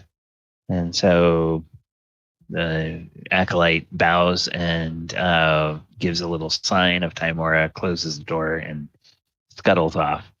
And then he says, yes, please, sit down. So do you all sit down? There's 2 or 3 chairs. I'm dragging Merrill towards the chair at this point. Okay. And Belle will perch herself up on the top of the chair. And Father Baldwin says, well, what seems to be the problem? And Merrill opens his mouth, and then you can see as he opens his mouth, he begins just trembling. You can feel, through your hand, he's just trembling. He is terrified of being here in front of a priest, and that starts to become pretty apparent to Father Baldwin. He says, "It's all right, lad. It's all right." And he looks at you and he says, "Master Dwarf, what's wrong with your friend here?" He has a condition. I can't say the other word because I said I wouldn't, but he has a problem, and I think he needs to start feeling a bit more confident in himself. And I'll slap him on the back as well, holding his hand again. And just speak of his condition, because you remember, otherwise we're going to have to start singing a song. Is that more embarrassing than speaking to a priest in a closed room? You want to do it in a tavern? And he looks at you and he says,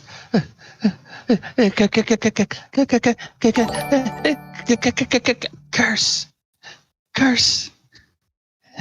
And he starts to cry. Curse. Bradley, it's a curse. And you did real good, kid. All right, so basically, this guy showed up to me, seems like a nice kid, obviously has a bit of a problem, right? And he tells me that he turns into like a wolf, I think. Did you say wolf? Yeah, you said a wolf. Yeah. And he has like big claws, and he gets like a really big bloodlust or something else like that. And he's a druid? He might be, I don't know. But I don't think so. It didn't sound like it was. It sounded like it was on, he didn't want to do it, it just kind of happened. Oh. But he's been really good, and he's been taking himself away from everyone, trying to make sure everyone's safe. So he's a very considerate little lad. And my good friend, who's a very smart man, told me that a cleric or a priest could probably get it off him. We can pay, of course. We're not coming here asking for charity. And Father Baldwin looks and says, "Son, when this happens, you have to feed on blood, don't you?" And the man, Merrill, nods, and he's looking down at the ground. He nods. He says, and he looks at the two of you. He says, "You are both very brave to bring him, and it's good that you did. He has what we call lycanthropy. It is, in fact, a curse. That it's one of the most horrible curses that can be inflicted on someone. But it's not contagious, is it? Well, if you are bitten by a lycanthrope, that is how you contract the disease, or how you contract the curse, I should say. It's through the bite of a lycanthrope. And on nights of a full moon, you become a monster, and you must feed on the blood of a living creature. And if you are in the house with other people, it often winds up being those other people that are the other creatures." I will kind of think for a moment and look distant and says, it's not good to want to feed on other people. I bite Falazure all the time. I thought he liked it. The taste of blood is kind of sweet, though. It's almost like a mixture of honey and iron. Tastes really good. Actually, that actually sounds pretty nice. And the Father Baldwin says, Tabaxi, no, please, no. This is no time for making jokes. This is very serious, and he clearly seems to think that you are pulling his leg. And yeah, jokes on him. She actually bites him all the time. Krenraid might try it now too. He likes the idea of honey and iron. It sounds pretty nice. And he says, young man, he says, let me see. Let's take a look at You're doing great, Merrill. services. What level is remove curse? 3, I believe. I believe it's third level. For a wizard, reduce curse, 3. Okay, so Or I remove think curse, sorry. I think in 5e it's the same level for every class. I think Correct. they got rid of that thing where some spells were one level for some classes and other levels for another class. So yeah, okay. Oh yeah, cleric and wizard remove curse. Third level. All right. And there's a half. He says, well, it's very important to get this curse removed, and I can do that for you. It doesn't take much time at all. We'll remove the curse. Son, are you a member of the Church of Tymora? And Merrill shakes his head, and he says, "No, father. I don't follow any of the gods. I had a bad. Well, someone once told me that if I ever had this condition, it meant the gods had forsaken me." And He got talked to by some quack when he was a younger kid or something. He really scared. And Father Baldwin just slaps himself in the forehead and says, "Oh, those damned traveling carnival barkers that call themselves priests. They fill people's heads with all sorts of filth. Oh, no, son, no. It does not mean that the gods have forsaken you. It just means that a creature of great evil bit you. It's no fault of your own. It's just a great misfortune. No, please don't believe that. But you did say that you had some gold that you could pay.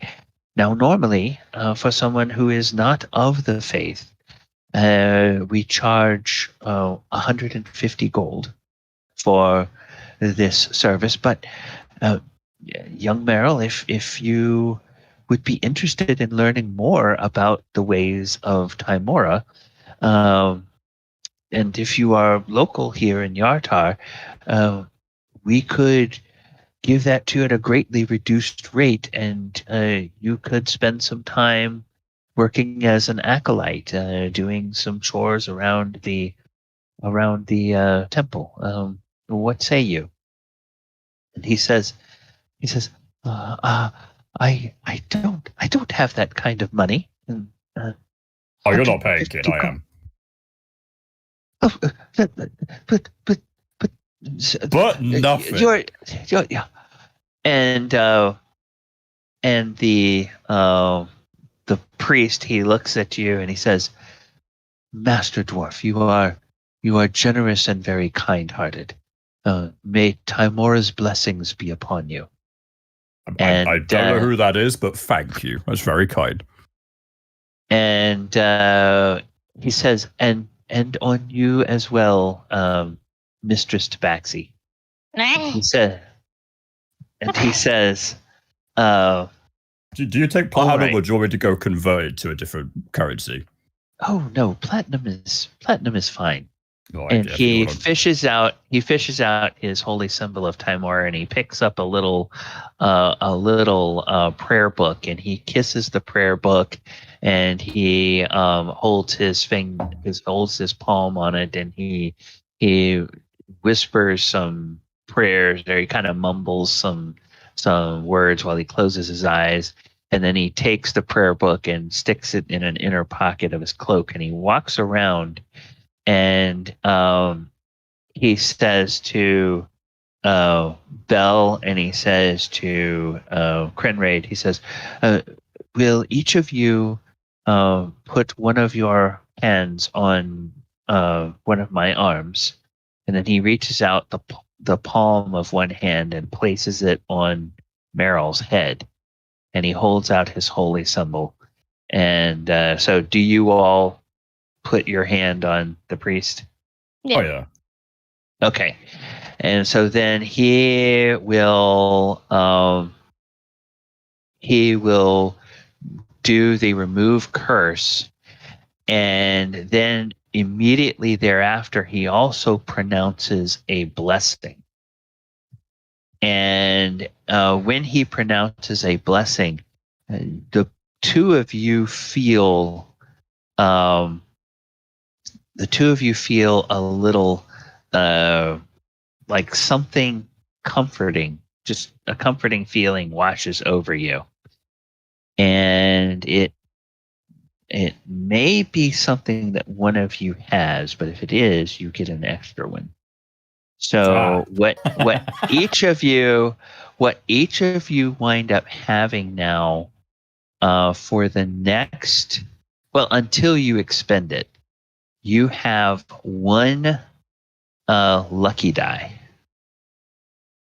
So, and if you already have the lucky feat, you get one extra lucky die until you expend it. And this would be because does Belle have the lucky feat? She used to, but since I changed her around a bit, no, she doesn't. Oh, okay, all right. So you each have one lucky die, and then so you use it and it's gone. But and he says, "May the blessings of Tymora be on you all." And Merrill now just breaks down and sobs, but clearly now it's sobs of relief, because he is he's just so happy that this burden has been lifted from him. That wasn't so hard, was it, kid? He said, "No, thank you. No. Oh. No, it's just the right thing to do. You don't need to thank someone for doing the right thing. It's just what you do. It's not that hard, is it?" And Father Baldwin says, "Master Dwarf, truer words were never spoken, but it is so rare these days in a city like Yartar, where most people come out of greed. It is so rare to see people willing to just do the right thing for others. You and your tabaxi friend are to be commended." They're just dumb people. That's what their problem is. They think too much. Well, I won't argue with you on that. And he says, "Well, young man." Let me sort out your payment right quick as well. You carry on. You bust out the abacus and start counting them one by one. Okay, all right. So yeah, you count that out, and give Belle the shiniest piece. I know she's not here, but I'll give it to her anyway. Okay. And Father Baldwin will, he's not doing a hard sell, but he gives Merrill kind of a soft sell about the virtues and benefits of the faith of Tymora, and how it can help. Sometimes if you're an adherent of Tymora and you run into a tight spot, like you get attacked by a monster, it can help you maybe avoid some trauma or tragedy. And so now you can tell he's like really listening to this. He's just experienced a touch of divine magic, and so now he's really paying attention to what this guy has to tell him. But understandable, yeah. The feeling enough and the sense of relief is the perfect time for him to swoop in and get another acolyte. Understandable. Yeah.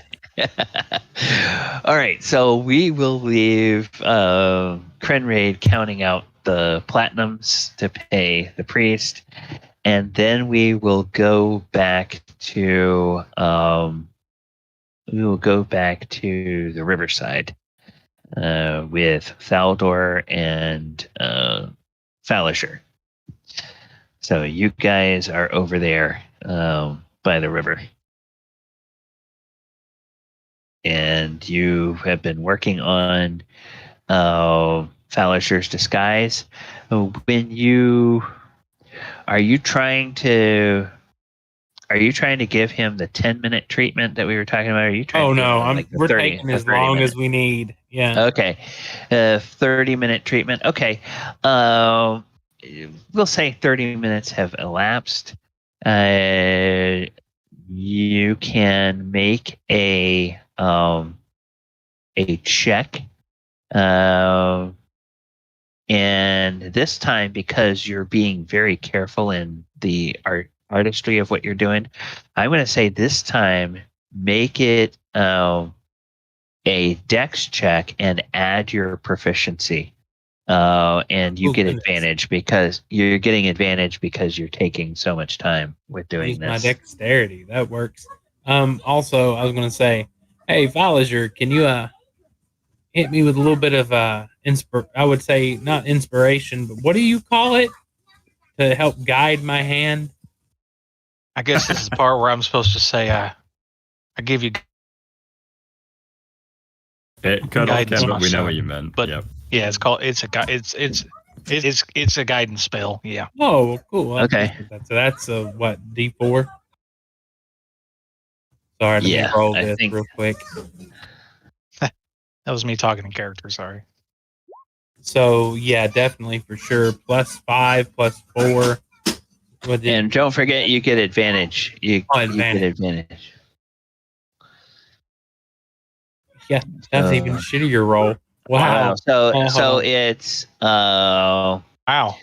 So it's 14, and then roll the 1d4. He even gives you a bardic inspiration. Wow. Hold on. That's a D8. Yeah, bardic inspiration is not bardic inspiration is not a spell, so the effects should stack. Cool. Yeah, they're not. It's not the same effect. Is it D10 or a D8? I think at this level it's still a D8. Yeah, it's still a D8, I do believe. So D8 and a D4. So we're up to 14. 24. Okay, 24. All right, so 24. Yeah. Falazure, you feel like yourself, but you kind of at some point you sort of stretch out your arms and you look at your hands and you feel like you're you, but your hands look like the hands of a much different person. Describe for me what you were going for with his guys. Him or me? You. Yeah, Thaldohr, what were you trying to do for his disguise? Well, we had talked about making him like a blind man. So I worked on that where he could still see. He looks older. Like I made him look like, how old's Falazure? And he's half elf, right? Mm-hmm. So I made him look like he's probably human years, probably in his 70s. So he's got the hands that look a little drawn up a little bit, a little bit of graying to his skin, and a little dusty, whiteness to his hair. The face, I messed up some of his features on purpose so he would be unrecognizable. I I mean, of course, I know it's him, and I think Mulek. Once I tell him it's Falazure, he'll know that he's not some random guy picked up off the side of the street. But no, he looks older, like way older, unrecognizable to anybody. But if we told them who it was, and he looks like he's a blinded man, so his eyes look like they're matted shut, except he can see through it. So I used a little bit of trickery, so he can see. Okay. So he can still see, but his eyes look matted shut. Okay. So yeah. He starts talking. He realizes how. I guess he realized. Does he realize you definitely aged him up considerably? If you look at your hands, you can even like very lightly. You probably don't want to rub your hands, but you can very lightly touch your hands and feel that the skin is still smooth and young. But looking at it, he's done something so that the way he's applied the makeup makes your hands look wrinkled and look old. So yeah, your hands look a lot different. So you know that the rest of you must look a lot different too. Hot damn, Thaldohr! How old did you make me look? You're half elf. Maybe in your 70s, maybe. But you don't look like you. I mean, you don't look like you made me look like an old half elf. Yeah, pretty much. Except you don't look like you. You look like an older version of someone, but not you. I'm gonna Mystic Voice of the Universe will step in here, and from the way Thaldohr described as he was doing that, I think Falazure, he's making you look like a 70-year-old human. He's sort of drawing out the human side, making you look more human and even tuck older. your ears. You'll never see them. Yeah, so I tuck them underneath your white hair because I made your hair white. What do you think about this voice, Thaldohr? Is it believable? Little bit. We can work on it. We'll go back and forth with it as we go closer to town. Just get you a better repertoire. But we got to change your name too. Did we come up with a name for this character? Mystic, it's up to you guys. Mystic use to the universe. No, this is you. It's your character. Right. So I don't know. I'll send you. No, yes. Oh my god. Hey, you want to call him Deckard? Yeah, you could call him Deckard. That's fine. The crossover episode no one was expecting. Then I'll want to do the voice all the time. Do it. Do it. That'll work for this character. Yeah, that would work with this. You're not Falazure at the moment. Deckard Kane. I say, boys, very good job. There you go. Yes, there. You got the voice and everything. Perfect. Okay. Deckard Kane is loaded. You're the high roller. Remember that, Deckard Kane. A little bit of Sean Connery thrown in there. We'll work on it. Yeah. Oh, do I have nicer clothes on? No, they're somewhat. I kind of hobbled together. Like you look a little more presentable, but it's not the average fare that you'd wear. So we gotta get some nicer clothes. Okay, got it. Well, that's easy. It. All right. Well, awesome. and you guys, you would have, as a performer, you would have like some kind of performing clothes that could double as like finery, and you have several sets that are reversible. And so you probably usually wear them one way when you're performing. You could just take one of those reversible sets, turn it around the other way, and it would look like kind of a nice fancy evening thing. So yeah, I'm imagining that knowing that you guys were going to be walking back to town kind of across country and through dust, he's not going to make you look all fancy out here. No. Right. He would wait till you get back to the hotel or back to the inn and then make you look fancy when you get back there. So, go Deckard. Let's see if we can hitch a ride on the way back to town if there's a nice farmer or merchant traveling back towards town, and I'll cover the fare if, just to get us back that way, because if you're looking like a 70-year-old man, I don't think they'd want you to walk too far. Yeah. So, go ahead, Thaldohr. I'm quite impressed, buddy. I knew you were good for something. Oh, I appreciate that. And he winks at you and pats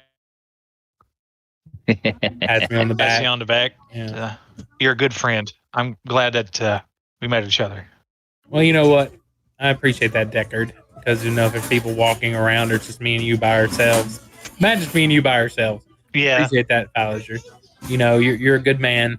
I'm sorry you got caught up in some crazy shit, but I think it's time we go get our gamble on and go catch up with the rest of our group.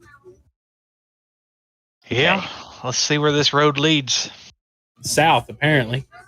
Yeah. Okay. So you go back to the road, and there are a number of farmers and merchants and people like that on the road that look like they're heading in the direction of Yartar. So I wave at one. It's like, hello, hey, hi there.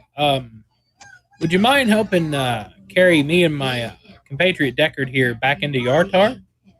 Okay, the first wagon that you see that you try to wave down is a merchant. And this merchant, as they get closer to you and they see you, the person driving sort of steers their wagon to the far side of the road, and they just keep going and they go around you and they don't even slow down. Wow, that was bad luck for him. I look over at Falazure. I could help him cook his books a little bit, make him pay less taxes, but okay. Yeah. All right. So then there's after you maybe 2 or 3 minutes, another wagon comes by, and this one is a human that has a cart that's just absolutely filled with something that just smells wretched, and their cart is being pulled by an old ox that looks like it's on its last legs, and the farmer is an old farmer, kind of has that look on their mouth like maybe they're missing a bunch of teeth, and has a hayseed sticking out of their mouth. Nice. That's my type of folk. I might be able to make his day. And maybe buy him a new ox. And is coming along, and he looks at the two of you kind of suspiciously. So what do you say as he's getting closer to you? Sir, hold up for a second. I'm very busy. I'm trying to get to Yartar. I've got a load of manure for the palace. What do you need? I just need to help get my friend here to the city. We've been traveling for quite some time, and our horses just couldn't take it. They pretty much drowned themselves, sir. Yeah, it was sad. That's bad luck. And bad luck that the first person you see on the road is he's hauling a load of manure. It's not a problem. We don't mind it. We're good, we're hardworking folk. My friend here as well. Mind if we hitch a ride? I'd be willing to pay just to help get to the city. I mean, it's no big deal. Yeah, pay. Well, you want to climb in the back with the shit? No, sir. I mean, if there's room up on the front of the wagon with you, we'd be happy to sit there. But I gladly pay for a ride in the city. Yeah. How much are you offering? I'll offer him 50 gold. And his eyes kind of red stars. Yeah. Hey, well, if you want, I'd take you all the way to Neverwinter for that. Come on. I thought I'd do a good favor. We came upon some bad luck, but I thought I could bless the person that would give us a ride into town. So here's I take and just sack up 50 gold, put it into his hand, and say maybe that'll help you, get you a better cart, maybe a good meal, and a nice place to rest when you get into town. Wow, that puts a whole new meaning to shitty luck. Right? Do you say that in character or not? Or was that out of character? Ken? I didn't hear no voice. No, no. He's Deckard around other people. Oh, okay. All right. So that was out of character. So he doesn't laugh that way. He doesn't. But he says, "Yeah, come on, boys. Or come help your friend up." Oh, and he kind of looks about as gnarled as Falazure does. But with him, he's not in any kind of disguise. This guy clearly is old, and he's like, "Oh, well, it'll take us maybe another half hour to get there. You had some bad luck. Have any stories from the road? You get attacked by monsters? What happened?" We came across a few monsters coming down from the Flint Rock.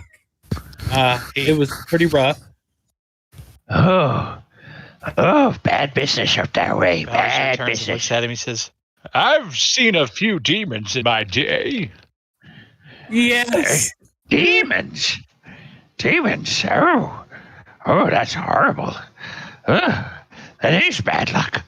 Oh, they say that some of them are 20 feet tall and have eyes of fire.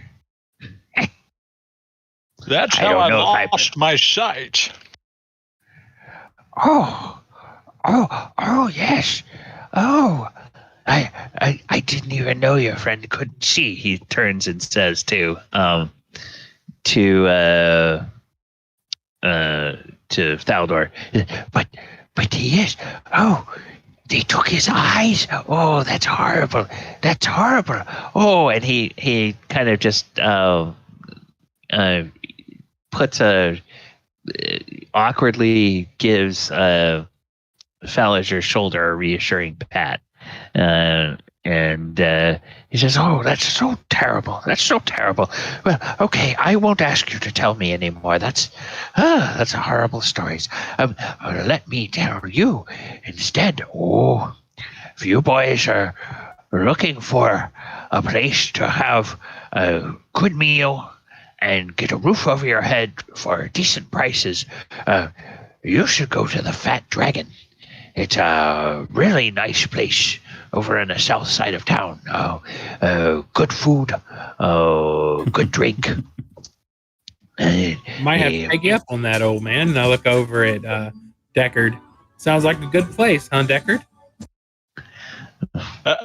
I've heard the tale of good bards there. Oh, well, yes, I suppose when the bards come through, they might play there.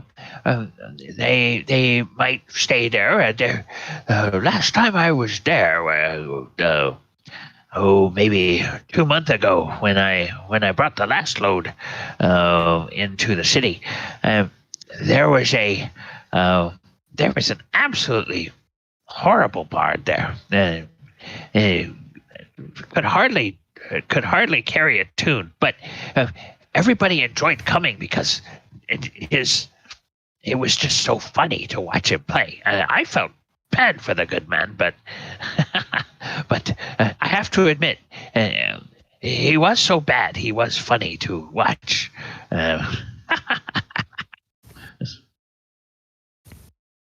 think we'll be entertained all the way to Yartar. Yeah, and so then he starts telling you stories about his the animals that he raises, and how he has a place where he collects all of the excrement from the swine, and he has a couple of neighbors who have chickens and a couple of neighbors who have cows, and they collect all the excrement in a place, and then he puts a big load together and brings it into town every couple of months.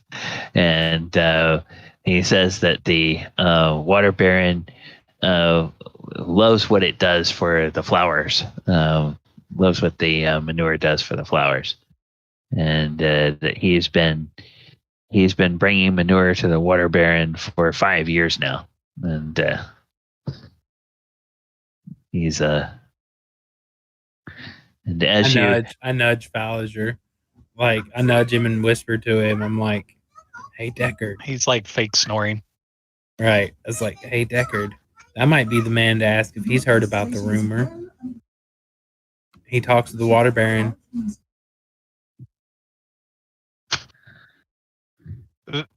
Falazure is just kind of like fake snoring, fake sleeping. Yeah. I mean, And the guy just kind of rambles on. He rambles on about this and that. He kind of like wakes up. He's like, "So, have you heard any good rumors lately?" Oh, well, there's rumors, rumors about some crazy cult that's dealing with dragons, and then I heard there's some trouble with giants, and they say that somewhere not too far away from these parts, there's people that they see fire on the hills. Think there's some kind of cult that worships fire. I heard rumors of that. But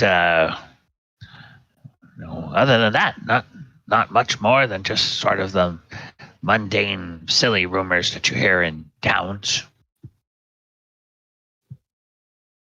Daddy.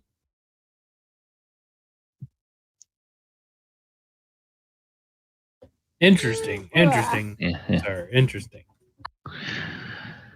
Yeah, well, I haven't heard about demons until now. And he turns to Thaldohr and he says, "Where did you say you saw these demons? Up north, you say?" Up around Flint Rock, where our horses got by the demons, and it was insane. Say there's bad things coming out of the Evermoors. Maybe it was one of them demons that do you suppose that there's a portal to the abyss in the Evermoors? Maybe that's why it's so dank and rotten all the time. Oh, Who knows, sir? That would be horrible. Oh yeah, it'd be bad. But Deckard's okay. Yeah, well, I'm glad he survived. And so not too long after that, you crest over a little hill, and you see down at the bottom of the hill, you see the gates of Yartar. And so you are heading into the town, and he will ask if there's any place in particular that you want to go. Otherwise, he will take you to the central square, and he'll then point to the north, and he'll say that he has to go up towards the castle, and he points to the south and says that the fat dragon is down that way. Well, thank you for the lift, sir. I know my compatriot me appreciate it, and hope to catch you around. Enjoy that gift, man, and take care. Oh, I will. Thank you. And he holds he gets his ox to stay steady, and he gives you what little help he can, trying to help Deckard get down to the ground. And then he says, "You boys be safe. Take care. Young man, take care of that old man. Take him to the fat dragon. He will. They'll have good meal and good place for him. And maybe think about taking him to the Temple of Tymora. They might be able to do something, And he, puts his palm on his face. About that. Yes, sir. I appreciate it. Well, come on, Deckard. Let's head towards the inn. I'll get you something to eat. I'm blind, not deaf. You never lose that wisecrack, do you? And the old farmer gives you kind of a doff of his cap, and then he slowly turns his ox and heads towards the north. All right, and he doesn't say that. and as you guys make your way back to the inn, I think that's where we will kind of leave it. We need to, because we're right. Well, okay, we actually have a couple of minutes. Mulek, let's just figure out. You were. Yeah, so I had walked back to the room, spoke to Des for a bit to find out, what was going on. Noticed that he was just tired, sleepy, wanted to sleep. The others weren't there.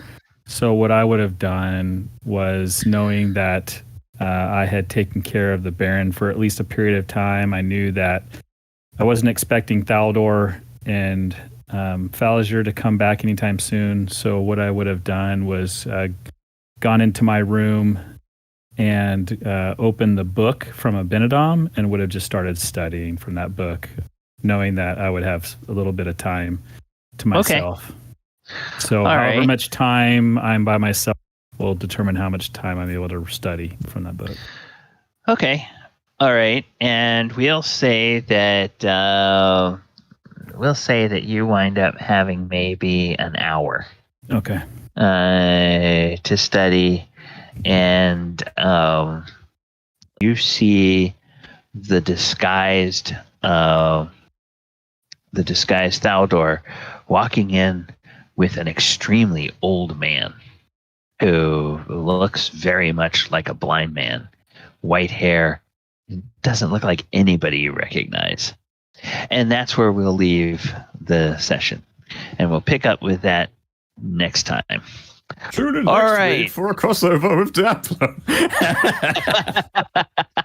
Deckard Cain is actually canon in the Sword Coast. Suddenly Tyrion appears and we're all doing everything. All right. Players, thank you guys so much for joining tonight. And viewers, thank you so much for hanging out with us. We really, really appreciate it. Before we leave, I want to turn it over to Paul and Michael to let us know what's going on in your streams this week. So, Paul, do you have anything that you're going to be streaming between now and next time? I don't know. So for now, I'm going to say no. The schedule's all up in the air because of various life events. Okay. All right. And Michael, you were talking about some fun things that you have been doing and some new games. So do you have any plans of when you'll be streaming some of those games? Hopefully tomorrow and sometime this week, I'll be streaming some New World. Hopefully it won't take 2 hours to get back into the server. But we'll be doing New World and some Stream Raiders on the channel to pass the time. And I'll be playing some more Sea of Thieves since we're in Season 4. So that's what I'll be streaming pretty soon on the Doors of Fear channel. All right. So you can find Michael over at twitch.tv/Doors of Fear, where he is a variety streamer, streams all kinds of different games. Then here on this channel, our next stream is going to be on Sunday afternoon. This week we do not have our Saturday night stream. We will be streaming Sunday afternoon, 2:00, our 5th edition Planeswalking Walker of Waterdeep game. This should be an interesting episode because they're going to start getting some information about where they are headed next. We're coming up to a little mini break in our Sunday game as we finish up the story arc they've been on. We have, I think, a couple of more sessions, and then we're going to be off for 3 weeks in the Sunday game. Again, that's because of disruptions to my schedule that just happened to be 3 Sundays in a row. And then we will get back after it. And my plan is, if I've timed it right, we will be finishing the arc in one plane and when we come back in early November, we will be starting the arc in a new plane. So that's kind of what I'm aiming for.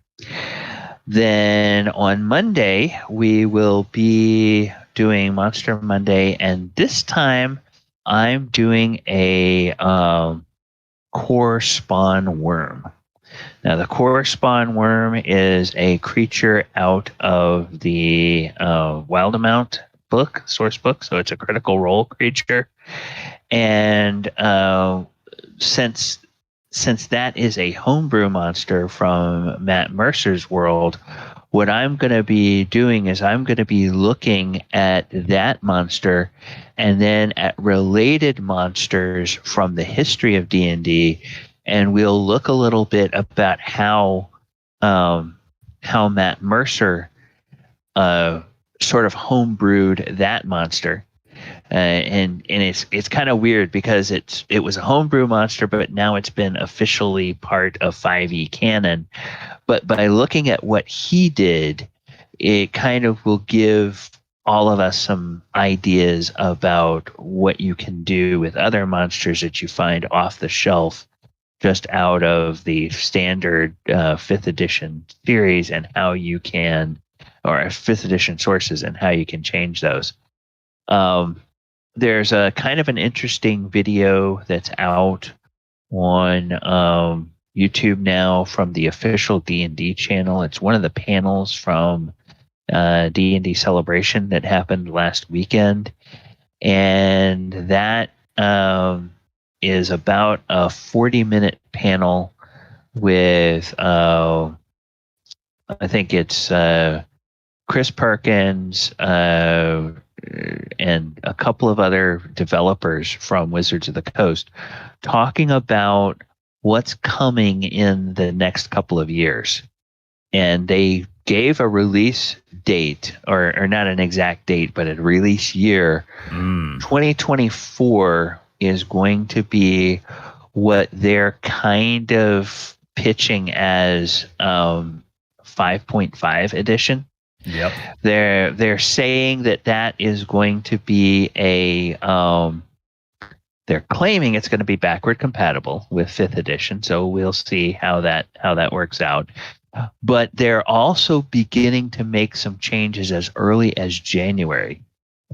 There's a new Mordenkainen source book that's coming out where they are reintroducing some of the monsters that have been in D&D 5th edition so far, and especially with some of the humanoid monsters, they are changing up the way the spellcasting feature works.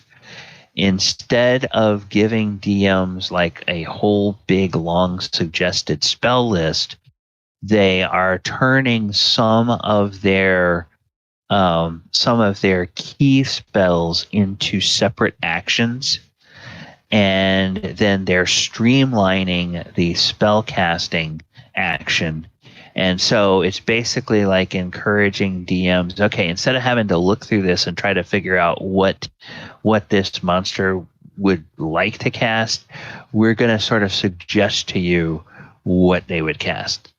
Now, I'll be curious to look at the rest of the stat block and see if they still are keeping everything else more or less the same, because then what that means is as a DM, if you're pressed for time and you just want to run a streamlined encounter, you could go with kind of this new streamlined version where it's sort of all spelled out for you. But if all the other parts of the stat block are the same, you could turn around and you could still go with detailing what all the spells it has, and maybe customizing some of those to fit your campaign and where this particular NPC shows up. Because, I mean, not every archmage you run into in the world is going to have exactly all the same spells memorized.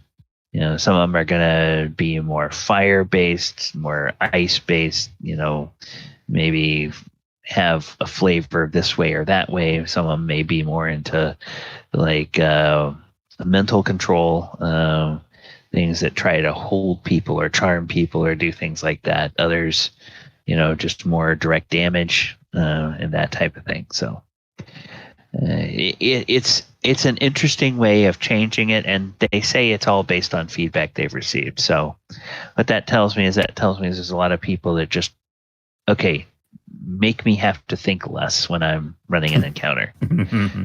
Give me more that I can do. And some people like that, and sometimes it's fun to do that, and sometimes it's more fun to tweak and customize in an encounter. So will be interesting to see. All right, everyone. Thank you so much. We will talk to you next week. And I think I'm just a little bit tired, so I think I'm going to go ahead and just close out the stream. Good night, everybody.